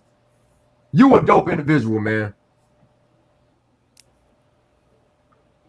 He know he is. He wrong. He know he's dope, bro. He is. It's Gold. Wow. It's not. No, it's not. It's dope. No, it's Gold. He know he's Gold.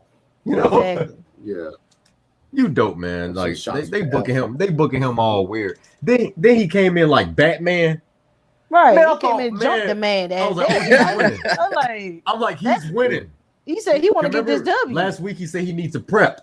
Yeah. So you know, Batman when he preps, it's game over. Ain't nobody beating Batman. Hey, Batman to me is still the most dangerous character in DC besides Elastic Man. Elastic Man is like God mode, but that's a whole nother story. But man, I'm thinking he's gonna win. Let's not start this conversation because I'm not gonna agree. Okay. Oh wow. Okay. Let's go down the line. Let's go down the line. That's fine. Hear these thoughts. Your thoughts on the match. Yeah, it wasn't my favorite match of the night at all. And you're right about Cutler James. He is a full robot. He's like when you create a character in a fighting game, you can't pick each move. You got to pick an entire move set from someone else. So he got the Cesaro starter pack, and that he did was literally Cesaro, and I hated that because I loved Cesaro when he was at WWE. Still do now, but him doing all his moves, he has nothing of his own. He's just, I don't know how to explain it. But It's Gold losing another match like that, like Terrell said, he came in like Batman with the drop kick with all the lights off. I thought that was pretty cool. And I was like, yo, he's about to win this one. If he don't taunt one time in this match, he's going to win it. And he taunted one time, then he lost.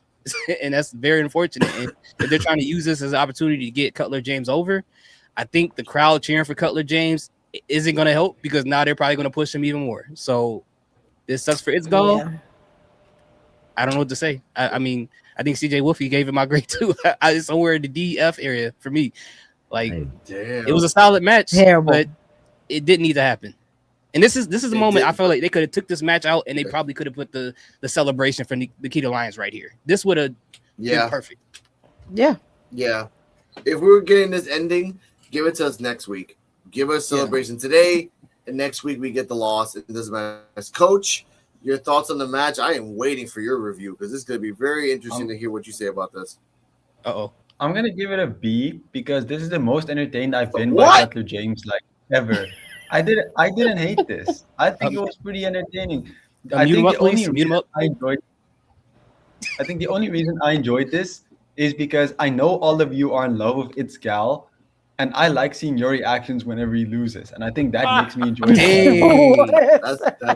That's some hating stuff right there. That's crazy. That is some. Oh my God. No, that's not that's not the button I was gonna press. This is the button when he said this is how he really felt. Like this is oh my God, this is wrong, man. I'm hard. I'm rock hard. Oh my God. This is okay. Wow. Okay. Lord. Yeah. No, it wasn't that close. Yeah. Now y'all hyping his head up. It was not that intense. Lord. But I will say this. I mean, Cutler James is good though. I ain't say he was bad. Yeah.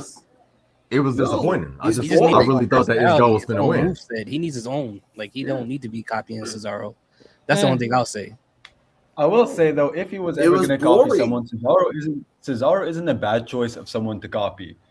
I mean, it's not like he has a moveset that's distinct on his own. If he is going to copy someone, I'd rather have him copy Cesaro than, I don't know, like LA Knight. Not that LA Knight is bad. That's wow. That's a weird. Why did LA Knight get it? Yo. Dang, that's crazy. I promise I'm not being disrespectful. I just think Cesaro has a more physical or like more interesting moveset than LA Knight. He does. Yeah. He actually does. It's just boring. That's what I try to mean. It's not me hitting on LA Knight. No, but Cutler is not like Cesaro. That's the point. I want to say, like, Cutler's copying his moves, but Cesaro was unique because he was skinnier than Cutler and stronger than Cutler. Like, you're not him, dude. Yep. And quicker, hell of a lot quicker than Cutler. Yeah. But Cutler James doesn't have anything anyway, so if he's gonna have to copy someone, at least it's someone good. Because right now he's nothing at the moment. So basically, because Terrell brought up Tekken 8, and I'm bringing this all back, he's the character in Tekken where he's like a wooden structure that copies everybody's. Oh, Mokujin. Oh, yeah, Mokujin. Yep. Yeah. So he's Mokujin. He copies everybody. Bringing it all back, ladies and gentlemen. 1 hour and 30 minutes later. I love it. Shauna, your thoughts on the match? I'm still salty that Itzgal lost. I thought for sure this was going to be his win. And the thing that's getting me with everything with Itzgal is if they're working on and I said this earlier, if they're working on turning him face, they need to give him a win. And even if it's not, or if they're building to him having a huge win at some point like this, there's no way Itzgal is going to name the opponent and he beats them for that moment. But if they're trying to maybe get him to there, he's got to get a win somewhere. Maybe it's a fluke win, maybe it's a luck win, something. He's got to get a win there. And, he did that really funny promo that was the emotion muscle was hurting, like that was really great. He did the one for the mint condition open challenge. So it's kind of like, can we have something there? I don't know why. I don't know if maybe just because of now Dark State's down to 3, that's why they brought Cutler down here to kind of get him a little bit more something because it's only a trio now instead of 4-part up in NXT. I don't know, but they got to do something with Gall. They have to give him a win. If it's a small win, it's a win, but they've got to do something because with this character and what they're doing with him, the fans that are behind him are going to stay behind him, but slowly but surely they're going to erode away if we don't have something for him. And I met him. He is personally like the sweetest, funniest person that I met that night. And he's great. And I just want the best for him. So I think that's why I'm a little bit more salty because they just something. Even if it's a fluke win, give it to him because I think then his character, he can run with it and stuff. So I don't know, just still salty. I'm not going to rate the match because I'm just salty. Okay, so F automatically. That's fine with me. That's still rated. That's what it sounds like to me. No, what's in this? All right. You guys know I like Itzgal and everything, but I'm gonna actually agree with Coach over here. Like I give this match like a B. I really liked it, and it's my opinion. But before y'all remember, y'all keep saying that Cutler is like wooden. But remember, his character was actually the opposite of that on NXT at one point in time when they actually. Because remember, I used to call Dark State like Timu Nexus is what I couldn't stand Dark State, and he was the one that kind of got me to start thinking, all right, maybe they're not so bad. Before they kind of cut his character out and ended up doing what they're doing. Now I actually like Dark State. Now I think they're fine, but it took a long time for me to like Dark State.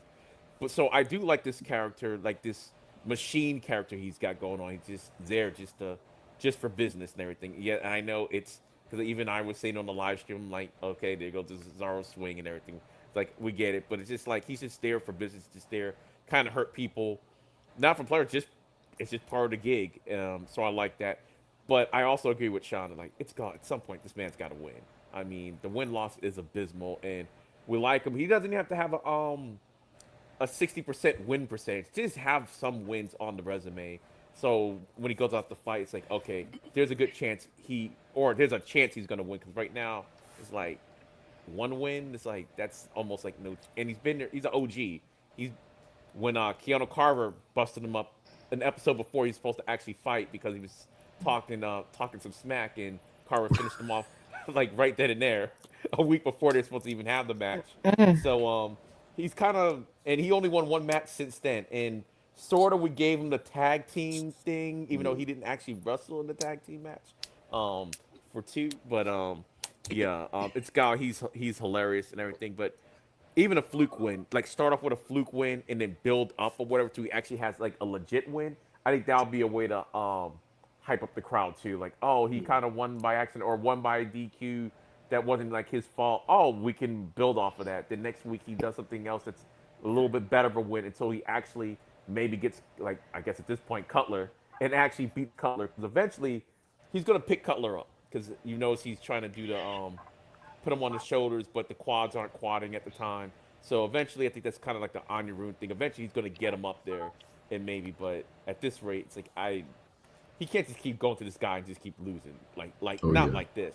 But it was a better match than the match he had last week. So it actually, he really did look like he had a chance. Like Here's the Thought said, as long as he doesn't showboat, and he didn't really showboat the whole match until the very end when he got caught and everything. It's like, yeah, he did one pose too many, and that was his downfall. So I thought the match was good, and I do like this killer mentality that they got going on with Cutler right now. So okay. And also, if you think about it, I said this earlier too, they're having him do dark matches on NXT. So they see something in there, him. Yeah. They, you know, they know that there's something there. They have something. They wouldn't be putting him there if it was that. So it's like, if you're having him go do these, give us something here, you know, so you have support, you have faith in him. So let's see it happen. True. And if Cutler goes after Aaron, yay. But if Cutler loses, I would like him to go back to factory setting ambiguously gay jokes. Like, really, you lost and now you're kind of confused and you're just making weird jokes. Do it. Because honestly, if you lose and then you go back to just being a machine, I'm here and Evolve to win the championship. Wow, like it's not the first time we've heard that before. Like, be different. Do different. Because if not, you're just going to be, well, Cutler James got future endeavored. Because honestly, they don't need a 4-man group these days. They can do 3. Vanity Project is different because they have 4 and a freaking China prototype in Michael Lockwood. Like, fuck. But you know who's a prototype, ladies and gentlemen? Elijah Holyfield, who talks about Brooks Jensen. Brooks Jensen, you got lucky. You just think you're better than me because you're cosplaying an 80s wrestler, and I'm going to knock your lights out. Now, I want to say my thoughts before I get to CJ from Terrell. The fact that that's crazy. It is. The fact that they called it out, and we've been calling that out for almost this whole year. Like, yeah, he's acting like he does watch 80s wrestling. He loves 80s wrestling. That's not a known secret. That's not the problem. The last match he had, the pants were probably from the 80s that he thought he can keep. So, CJ Terrell, your thoughts on the fact that Elijah Holyfield is going after Jensen again? Yeah, he need to, because he need to get that win back from what he had when they fought each other before, which is crazy that he lost to that match too. But yeah, I think he should. And like it'll be a pretty good match too, and hopefully he wins this one. But yeah, Bruce Jensen. I used to be behind Brooks Jensen. Bam, like I used to be a fan. Bam. I really used to be a fan of his. I was a fan of his, but I don't know now. It's like I don't know, man. I can't stand the bam, like each time. Yeah, because it's like he does it too many times. Like when he started doing it too many times, that was it for me. It's like, yeah, man, I can't. Yeah, I don't know. This is not the Flintstones. Like, why is he? How are these grown men and women? I don't know what they talking about. But anyway, yeah, man, Elijah, he needs to win this time. I guess Brooks supposed to be like a veteran in the locker room. He outsmarted him by doing something dirty. I don't buy it. No. Sorry, Brooks. You have no personality. You need to go. You need to go shopping. Become like some type of like grunge, Nirvana type dude or something, man. You need more personality, because this ain't working no more. And I don't believe you. I don't care. I don't believe you. You're one heel I just can't get behind. You gotta do Eddie Kingston. Just talking shit. And I don't want nobody. And I don't want nobody in the comments talking about pause. I'm not pausing. No, I ain't saying nothing suspect. I'm sick and tired of y'all with this new age crap. Y'all gonna make these kids grow up saying. Y'all gonna make these kids grow up saying some crazy stuff. Because somebody gonna go to court one day. Hey, I'm not censoring myself. Hey, I'm trying to talk as clean as I can, but logic, I'm not changing that. Because one day somebody gonna go to court talking about, oh yeah, this guy, he graped me. He what? He graped you? What do you mean? He threw a grape at you or something? He threw a grape at you? Lord, Is that what he did? yeah, Did he throw a grape at you? Yeah. No, man. Say what it is. Bridget, you suck dick, man. What is it? Oh, heavens. That's I lost a track. Brooks. That's how you got TV time, Brooks. Dang. Here they start. So this,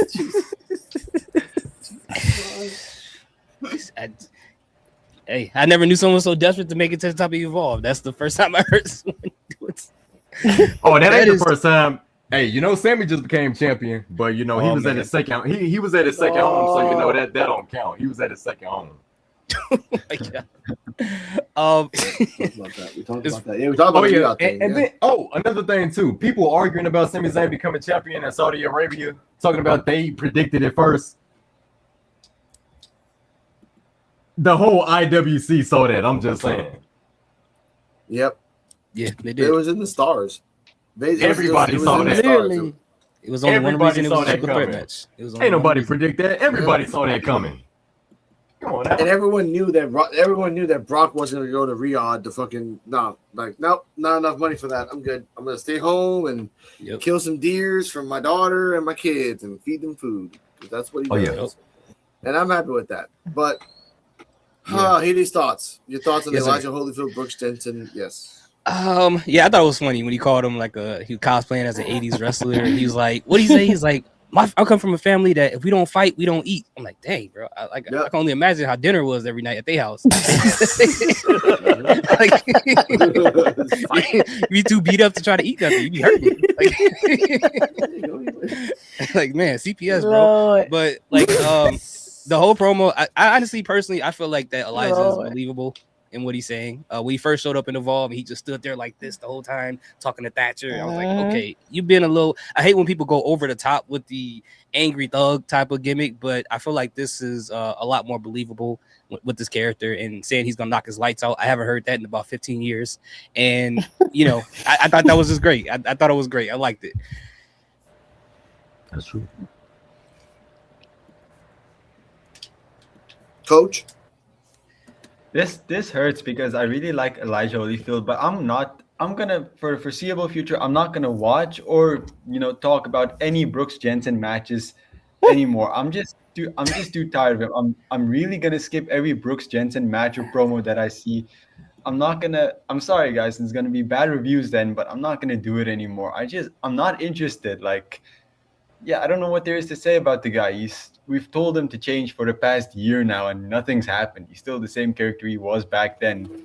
Except different I don't pants. see any. It's the same pants. It just got less. It's not different pants. It's less pants. Dang. So yeah, there's nothing more. If you should just get a gimmick change, become a cashier, make that your gimmick. Like, out with like a cashier. Now that would be the 80s when they all had like regular occupations as gimmicks. That would be the 80s. Lord. That would be more entertaining than whatever he's doing now. Imagine he arrived late for the match because he had to finish a shift. Oh yeah, you should hit him over the head with the cash drawer and all the coins come out. That would be crazy. That would work. No. Literally anything would make him more interesting than what he is now. Sorry, the cashier is. Yeah, so I think it was really great to have this promo because I think we're finally starting to see Elijah's character because we really haven't seen much of his character yet because there's really those interviews like the VIP section, so it was really great to see him like cut a full actual promo. Yeah. I'm sad it's going to be with Brooks Jensen again because he just annoys me. The whole bam, bam, bam thing just goes right through me every single freaking time. I'm like, dude, shut up. Mm-hmm. But I think it'll be really good. We may get a trilogy out of this. We may just get one more match. But the thing that I liked Elijah's promo, the thing I am dreading is Brooks' rebuttal promo that we will probably get next week. Because that's what it's going to be.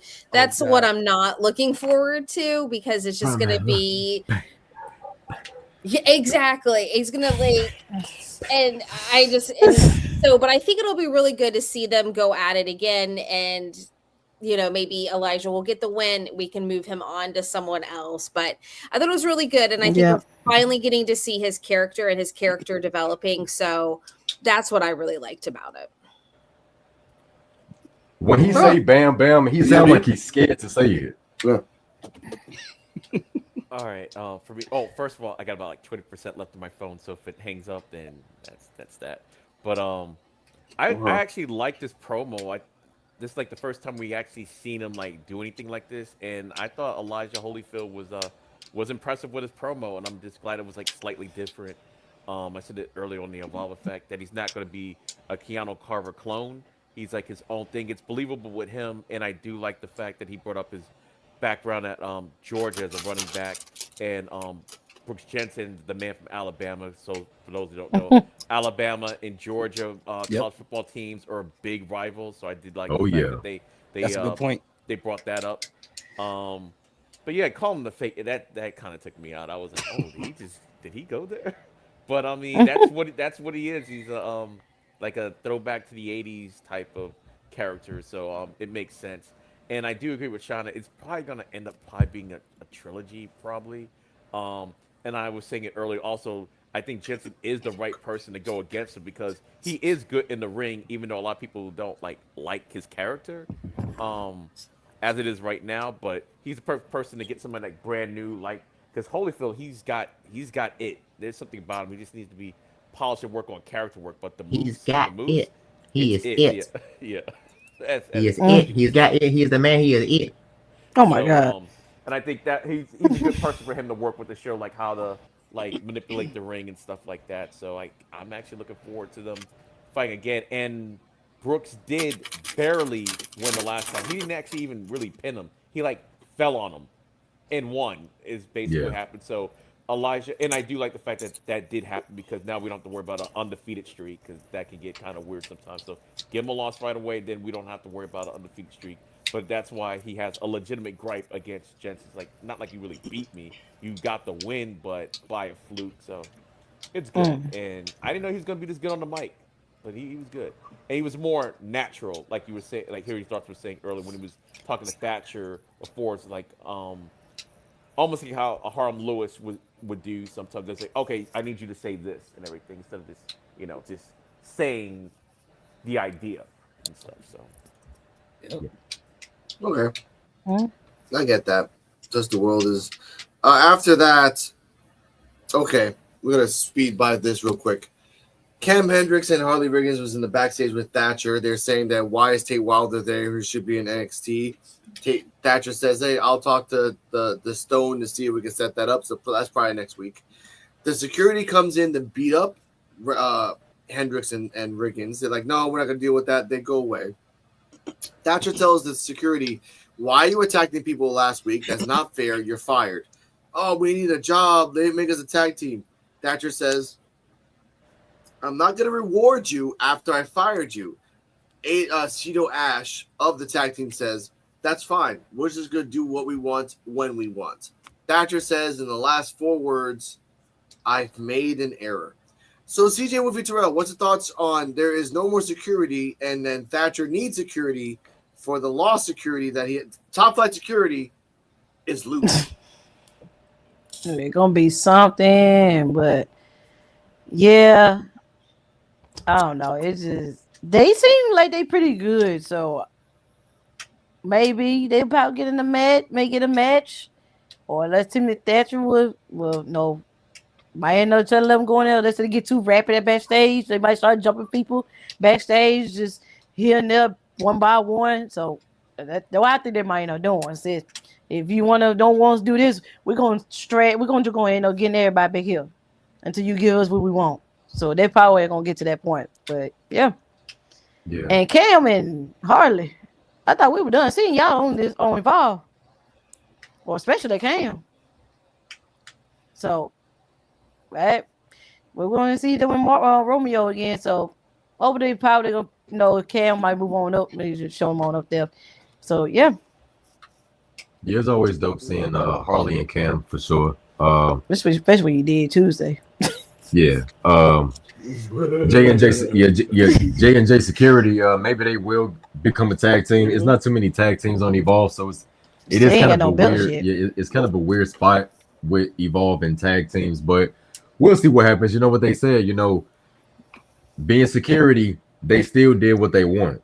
You know what I'm saying? Yep, so maybe they seen something backstage that a lot of other security guards didn't see. Maybe they're gonna have the security team rally up against the superstars. We may never know what's gonna happen.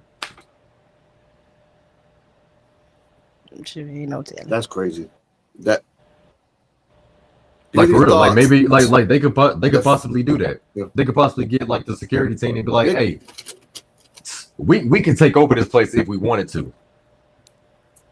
Yeah, there's no security. They know where all the keys are. Yeah. For Thatcher. Oh no! He asked him to turn the keys in. Not the keys. Oh no, man! All right, that is terrible. Here are your thoughts. Your thoughts on the security being loose. This was good and bad on Thatcher's part. I blame him for this 100%. Because at the end when he said, "Oh, I may have made an error," no, don't tell us we made an error. Call their probation officers. Let them know what they're about to do. They just told you they're going to threaten the entire Evolve wrestling roster at that point in time. These are guys who are on work release, right? They tried to dislocate the arm of Harlan Lewis, which they probably had PTSD from the pin, thinking that he was trying to steal their food, and they ended up doing that to his arm. Now, it makes me wonder if they're going to be a tag team or if Braxton Cole is going to hire them. Like he looks at them like, hey, I got a job for you guys because they want a job right now. So I wonder if that's going to happen. But I'm leaning more towards them being a tag team. But as Terrell said, there really isn't a tag team division in Evolve, so it kind of makes you wonder what they're going to do, especially with them being heels. I don't think they're going to mix it up with the MMEs. So who else do they have left to like really face? I don't know. But firing them was a good decision. But you got to collect those keys, Thatcher. Okay. Coach, your thoughts on the tag team? Good. You've always had their back. Yeah. I hope they bring the actual Top Flight in to be new security to replace Top Flight security, as Alex calls them, and then they just get destroyed. I think that would be nice. But yeah, I like this team. I think there's a lot of potential here. I know we've said it before, but they remind me a lot of APA, and I think that still rings true. Yeah, I'm just excited to see where this goes because I feel like this story has a lot of momentum, but it needs to be handled carefully because if you just use them like you did with Dark State, where they only attack mid-carders, then the story might like die out. But if you keep the momentum and they like actually go after the big dogs in the brand, I think this could work out really well. I just think they need to be very careful with how they book this. I get that. By the way, after the War of the Worlds movie, the other one with Ice Cube, I think 2B can afford Ice Cube to come in, and the other guy, you can buy him for a cup of coffee. But Shauna, your thoughts on this? So this was another segment where it could have been split in two, with Kev on stage being at the beginning, because you could have had Cam and Harley in the back talking about Tate Wilder. Why was he there last week? Because Kev was there. And instead of Thatcher being like, oh, let me call up Stone to see if I can set up this match, Kev could have been like, all right, you want a match? I'll give you a match. And the match could have been set, and then we would have seen that. So I think that was another missed opportunity because Thatcher wasn't supposed to be there. So I think we could have had Kev on stage set the match and not have to be like, well, if Mr. Stone approves it, we can have this match. I think would have been fun. And then the second part with the security, we could have seen something. I mentioned this like after Succession or right after, if Thatcher wasn't supposed to be there, going on with the security, being like, okay, because this is his fault. He never once pulled him in for any like disciplinary action, any like coaching or anything like that. He could have been like, hey, this is all on me that you did this, and fired them. But I think now they're just going to come back and terrorize. I don't think they're going to, if they're a tag team or they're not, I think they're just going to come around and just start terrorizing. And I think they're going to do it at random because now they think they can get away with anything. So I don't know if they're going to go after anyone specifically. But I did like the segment. I just wish it would have been done more in the continuity of the storyline with the GMs at the moment. That's true. EOD. Yeah, I agree with Shauna on that. All they had to do was basically put like early last or after Succession, early this week, and because he was supposed to be on a scouting trip, and really just because you're on a scouting trip didn't mean he had to be gone the entire 2 weeks. Like okay, like he came back to the office or whatever, so it could be like earlier today, so he's not going to be there for the taping, but he was there earlier or something like that, or even his trip got delayed somehow, like weather thing, like something happened, so he's here because of whatever. Just a little blurb on the screen just to say that, and that would have pretty much fixed everything. I do kind of like the idea of Top Flight Security now that they're fired and they're not active wrestlers. Braxton Cole puts them on the payroll and everything, and that's just a way for them to have them around still. That could be something that gives them something fresh to do and still do all the terrorizing thing until the point where, okay, now we're going to have to actually have y'all in an actual match because y'all just going around just doing whatever y'all want to do. So that's fine. Cam and Riggins, I always like Cam and Riggins. So I know Cam is on NXT, but I just like the pairing, and I think maybe they like the pairing too. The fact that they're still putting them together on Evolve, and I think I said this on the Evolve Effect, as long as they don't have Cam actually wrestle before he wrestles on NXT, because on Tuesday he said he's about 63% healthy and everything, and he'll be back in a couple weeks on NXT. So don't have him wrestling on Evolve like this entire time until that happens. Like at least one episode before the NXT showing or an episode after an Evolve where the wrestling, but don't have it like too far in advance for that. And I like the fact that they're like, oh yeah, well Tate's supposed to be NXT full time and everything. So he's like, okay, well let me go talk to Stone, which is his boss anyway, but he also is in charge of NXT, but it's Thatcher's direct supervisor. So it's like, and see what he could do. So maybe we might get next week or maybe the week even after. So I kind of like how they set up. The one thing was just the fact that Thatcher wasn't supposed to be there. And as long as they cleaned that up, that would have been fine, but they didn't. So yeah. That's all. Now, before we get to the main event, I want to say this to Gabe Sapolsky directly. You have up until, again, I'm not the executive producer. I don't put money on this show. But for 66 episodes, you have been masterfully great in storytelling. 67 is the one that you kind of flubbed. Fix 68. All you got to do is say, hey, I was on the way out to the airport, but I had to get stopped because I had to do the Cam Henry. Like, that's all you got to do. That's it. Kev on stage. If you're so loving wrestling, come back, do a couple more segments, and then leave. That's it. That's how you fix 68. But ladies and gentlemen, time for the main event. Mog Squad in all gold versus ID 1.0. Cappuccino Jones in all gold. ProWrestling.net compared him to the Human Tornado from PWG. I haven't found a picture of him, but I kind of... That's a good point. You kind of see it. Yeah. That's a deep cut in PWG. He comes out in all gold. And here's the part I love. With the Mog Squad, they still do the fucking ring around the rosy thing. Like CJ Val's in the middle and they run around a circle like ring around the rosy. I'm like, you guys are just children. I love this. You guys are high school guys, but without the torture of being dicks. So match starts, and I'm just gonna talk off eliminations. Marcus Mathers in the Philly blue gear gets eliminated. Then Cappuccino Jones gets eliminated, and it stops at Holloway. So I'll start backwards. EOD before up until Sam Holloway. What are your thoughts on the match? The match was really good. It told a really good story. Like Mathers, I said it before, he's really, really good, and it's kind of a shame we haven't seen him as much.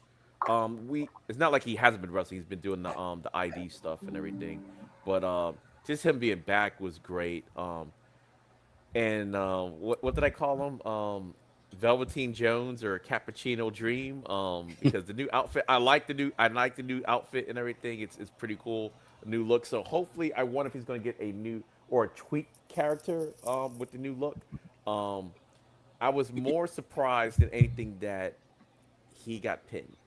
That's what I was more shocked about. That I really thought Cap, as one of the OGs and potential championship contenders, I thought he was going to be the last person in there. But the Monk Squad, they looked great.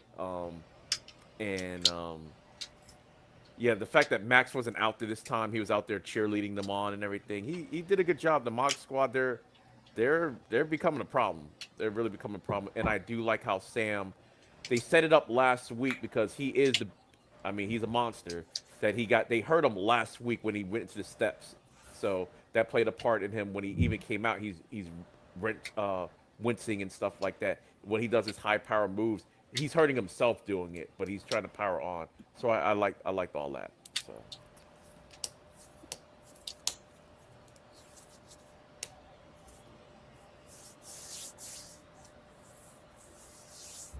Did I get it? Thank you. There we go. CJ Movie Terrell, your thoughts up until Sam Holloway was by himself.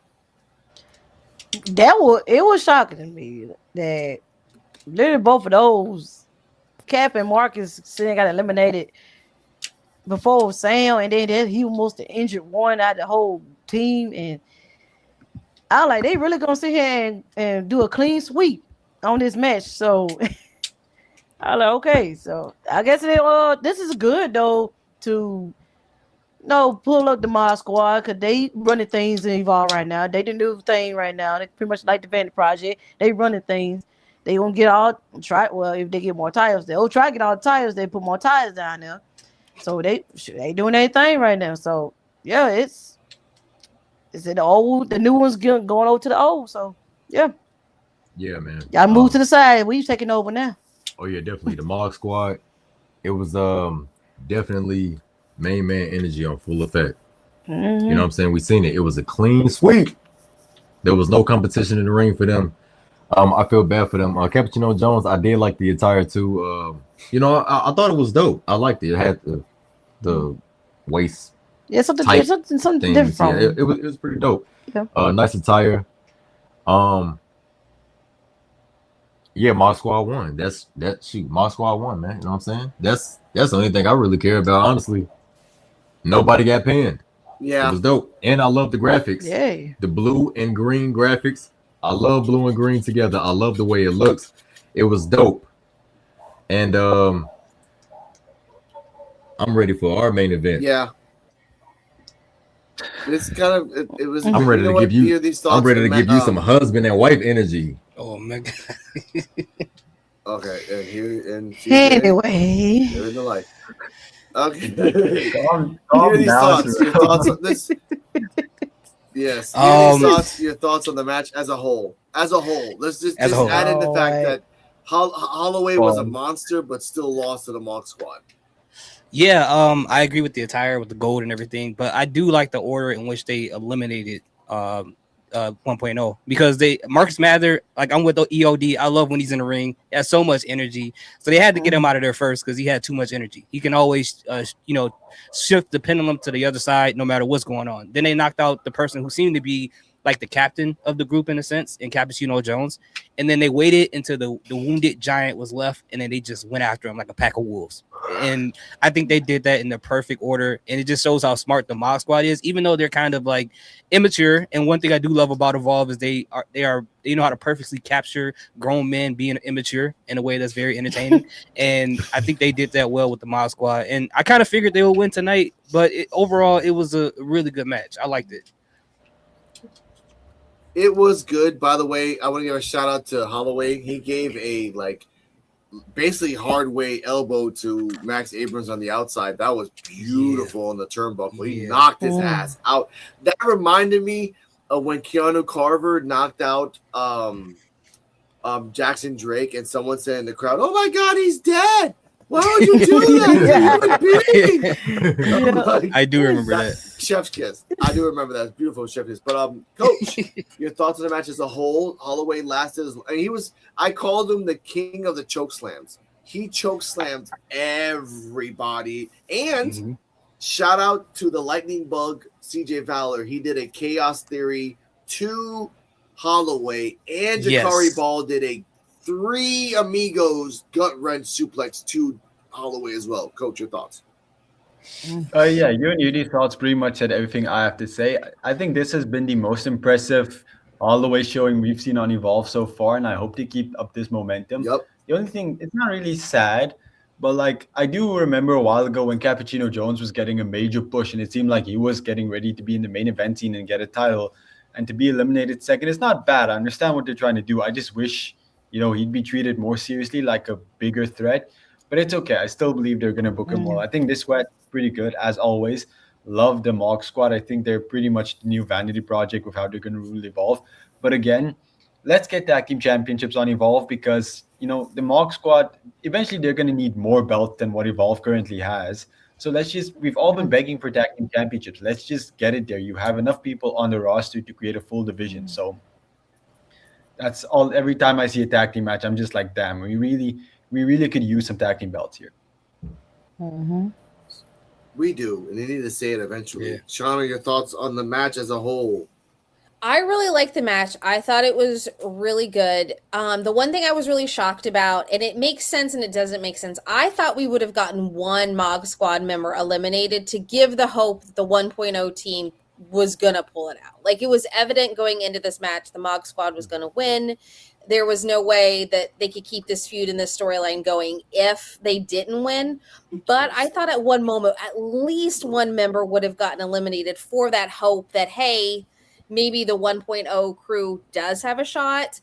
But I also want to say congratulations to Max Abrams because he is the new WWE ID champion, which he did win at the ID showcase at the Nightmare Factory. So congratulations to him. But I think this is going to be really good momentum too for them actually now roughshotting pretty much through 1.0 for this storyline to continue, for the 1.0 crew to finally come back and persevere and win over them eventually at some point.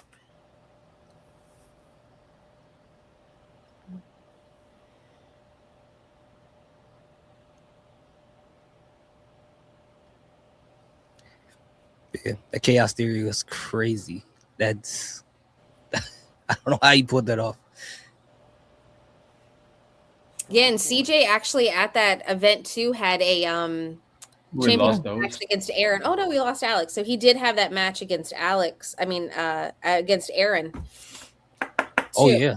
Yeah, so he did. I've been seeing some highlights on his socials from the match, which was pretty fun. And I saw the picture of him and Max Abrams holding up their championship belts too. Sorry, be right back. That was a pretty cool photo. Uh-oh. Oh no. Then there were four. It's just us now. Oh yeah, man. But overall, Evolve was good. Evolve is always going to be good regardless. To me, Evolve is always going to be better than the main roster. NXT is definitely always a good show to me too. Triple A too. Oh yeah, man, Triple A. Oh no, Triple A is in its own. Man, Triple A is in its own lane. Triple A is so dope. Oh my gosh. I said on the podcast earlier that this episode of Evolve reminded me of a Raw after Mania. Like so much happened, so much was set up. We got, all of these moving parts that worked well. It kept the momentum going. And like CJ said earlier, that DQ match should have been last week. It should have been last week. Like hardcore. Like, come on. It was a great match. And I think it would have been I would have rather had that than a match to introduce someone. Introducing someone should have been this week with Kale Dixon, and we should have had that match. They should have been flip-flopped 100%, I think. Oh yeah. And I wish they would have planned the whole Kevin on stage thing a little bit better because they're when they did that with Harlem Riggins and Cam Hendricks when they took over the entire show. So they have the ability to book someone being a kind of a guest GM in a sense because they weren't technically guests, but having someone else book the show, they're able to do it in a creative way. So it was kind of they did it with Big Jaw also. They did it with Big Jaw too. Yeah. So. That's why it was really weird how this happened. Maybe Kevin on stage agreed to it but couldn't be there. Like if you knew he wasn't going to be there. Taping since they did 2 days, maybe they did one day, then maybe the next maybe he wasn't available for some reason or something happened. Or they could have pre-recorded him saying stuff about the next matches, or or pretend to be on the phone with some of the wrestlers, like, "Hey, we're gonna do this." Like, it was so weird.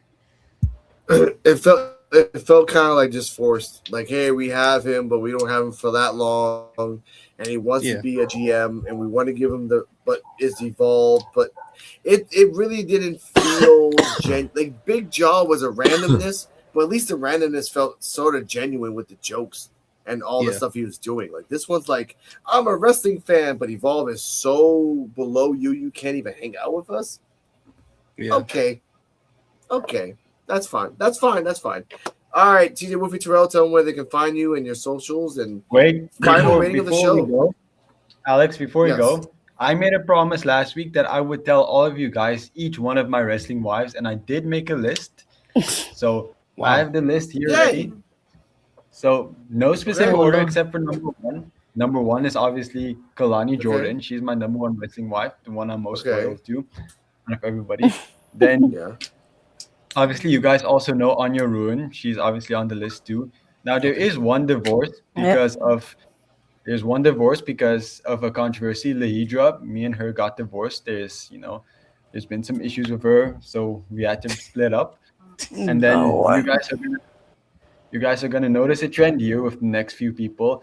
It is Roxanne Perez, Lola Vice, Flammer, Catalina, Persephone, and Serena Linton. Good day. What do they all have in common? Okay, all Latina. All Latina. They're all Latina. I know that's good. So who? They're all Latina. My girlfriend. Okay. Latina, Marmacita. He said by who? And that's fine. Like that's a good crazy. list. Like a lot of Latinas. That's crazy. I feel bad for Vonta the Unknown, Dina, Sterling, Kylie Quinn. That's it because that's it. That's fine. Layla Diggs is a unique. Yeah, Layla Diggs should be like a unique individual that just like goes around the world and helps people and then sleeps peacefully in her last days. I'm happy for her. Good for her. Oh, yeah. All right, ladies and gentlemen. All right, TJ Wolfie Terrell. Tell them where they can find you. You can find me on my Linktree. All my socials on through there. You can go to Linktree/CJ Wolfie 15, and you can give me a good like and subscribe and enjoy. Yep, you can also find me on Linktree/ForRealToReal. You will see our links down in the description of this video. We also have content together, me and my wife, on YouTube, For Real Love 15. That's the easiest way to find us together. We have separate content as well. And tap in with us. He is a very unique and very great individual. I'm finally out of YouTube jail, so all links are down in the description. And they're all there finally. So yay. Hear these thoughts. Yeah. Everyone on this panel. Everyone on this panel are lovable people, man. For real. Everybody on the panel. Of course, yes. Coach not so much for women, but everyone else is fine. Oh yeah, Coach. Yeah, full custody. Yeah.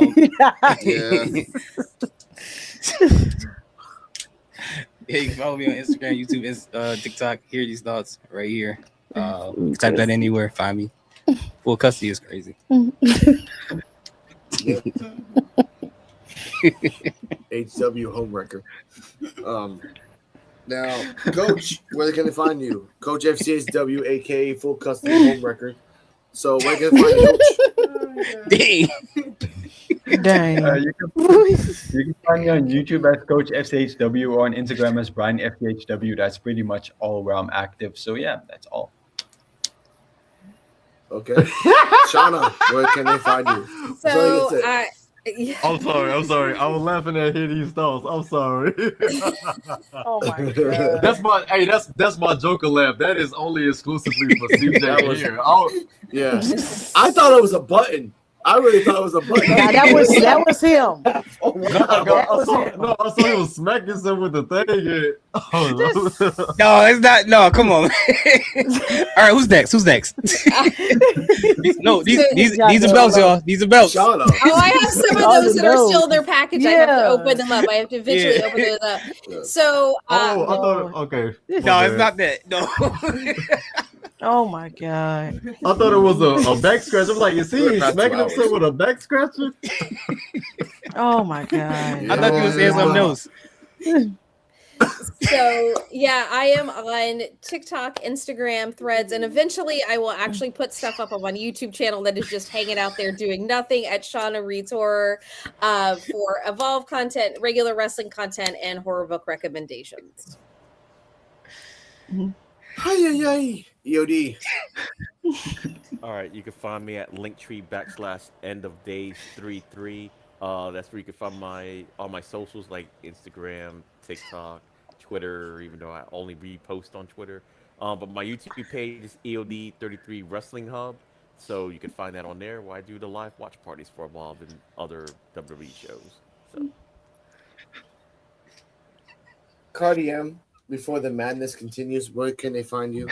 Yes, you guys can find me on Instagram at Kardala Muhammad. It'll be down in the bio as well. But I post about art and food for thought.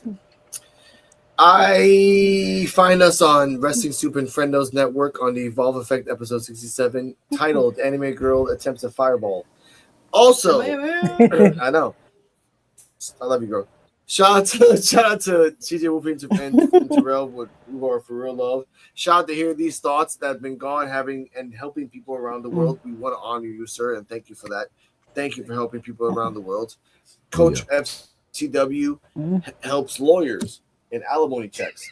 And Shauna, thank you for just being here with us, being one of the co-hosts of the Evolve Effect and everything else. EOD being the wise, honest man of the East. Thank you for everything. I had to say these words because next week, episode 68, it's going to be crazy. Gabe Sapolsky, we respect you as a person. Fix your storylines. Fix your shit. But just like Chewy, we're going to count on it. We're going to audit it. And we're going to get on your ass. Oh, and one more thing. One more thing, yo. Yes. Oh, of course. And one more thing, yo. Oh, I'm sorry. Wait, you're getting a writing job? Y'all getting a writing job? No, I said I'm available to hire, but go ahead. I wish I was. Oh no, they're gonna get it. Don't worry. Oh, and episode 68 means that we're only one more episode away from episode 69. 69. I knew you were going to say that shit. I knew say that shit. It's Mr. Coach Nasty. like, yeah, buddy. Me and Ronnie are gonna have some fun in Eagle League. Oh my God, we're out of here. Bye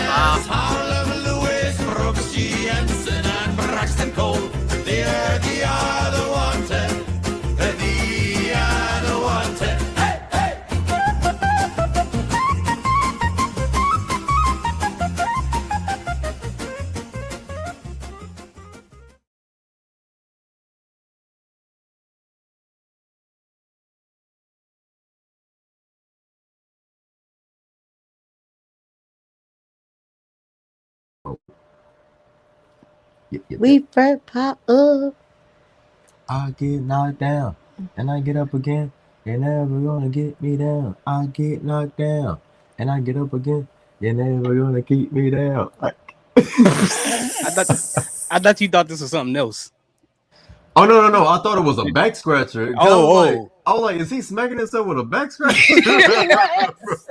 Man, no, that laugh. I only laugh that hard when something that really dead serious like a is funny. laugh.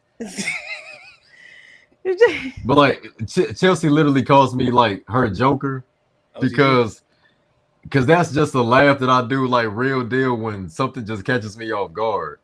They're like the hysterical laugh. Yeah, and like people like family members too. They also like say like, man, you laugh just like the Joker.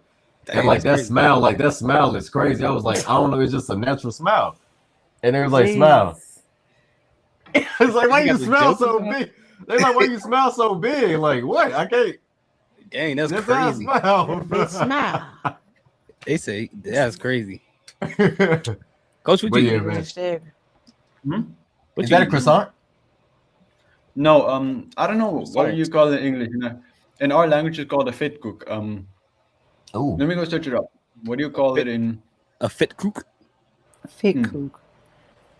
It was it is a roll. Bread. A roll. Yeah, it looks like corn. Deep fried yeast dough bread. Oh, okay. Oh, that's that bread they had on Aladdin. Remember they were stealing him and Apu? Like they had they Oh Jesus! Oh, yeah. my God! look good though. I kind of Really want some bread now. Hey, y'all know what I just noticed? We're still live. What? Oh, we are. Oh, we is still alive. Hold on. Oh, His show crap. ain't say ended live. It literally still live. Hey, crap. yeah. I don't know. As no. We'll holler at y'all. Jesus face. Everyone. All right, Joe. bye, y'all. All right, good night.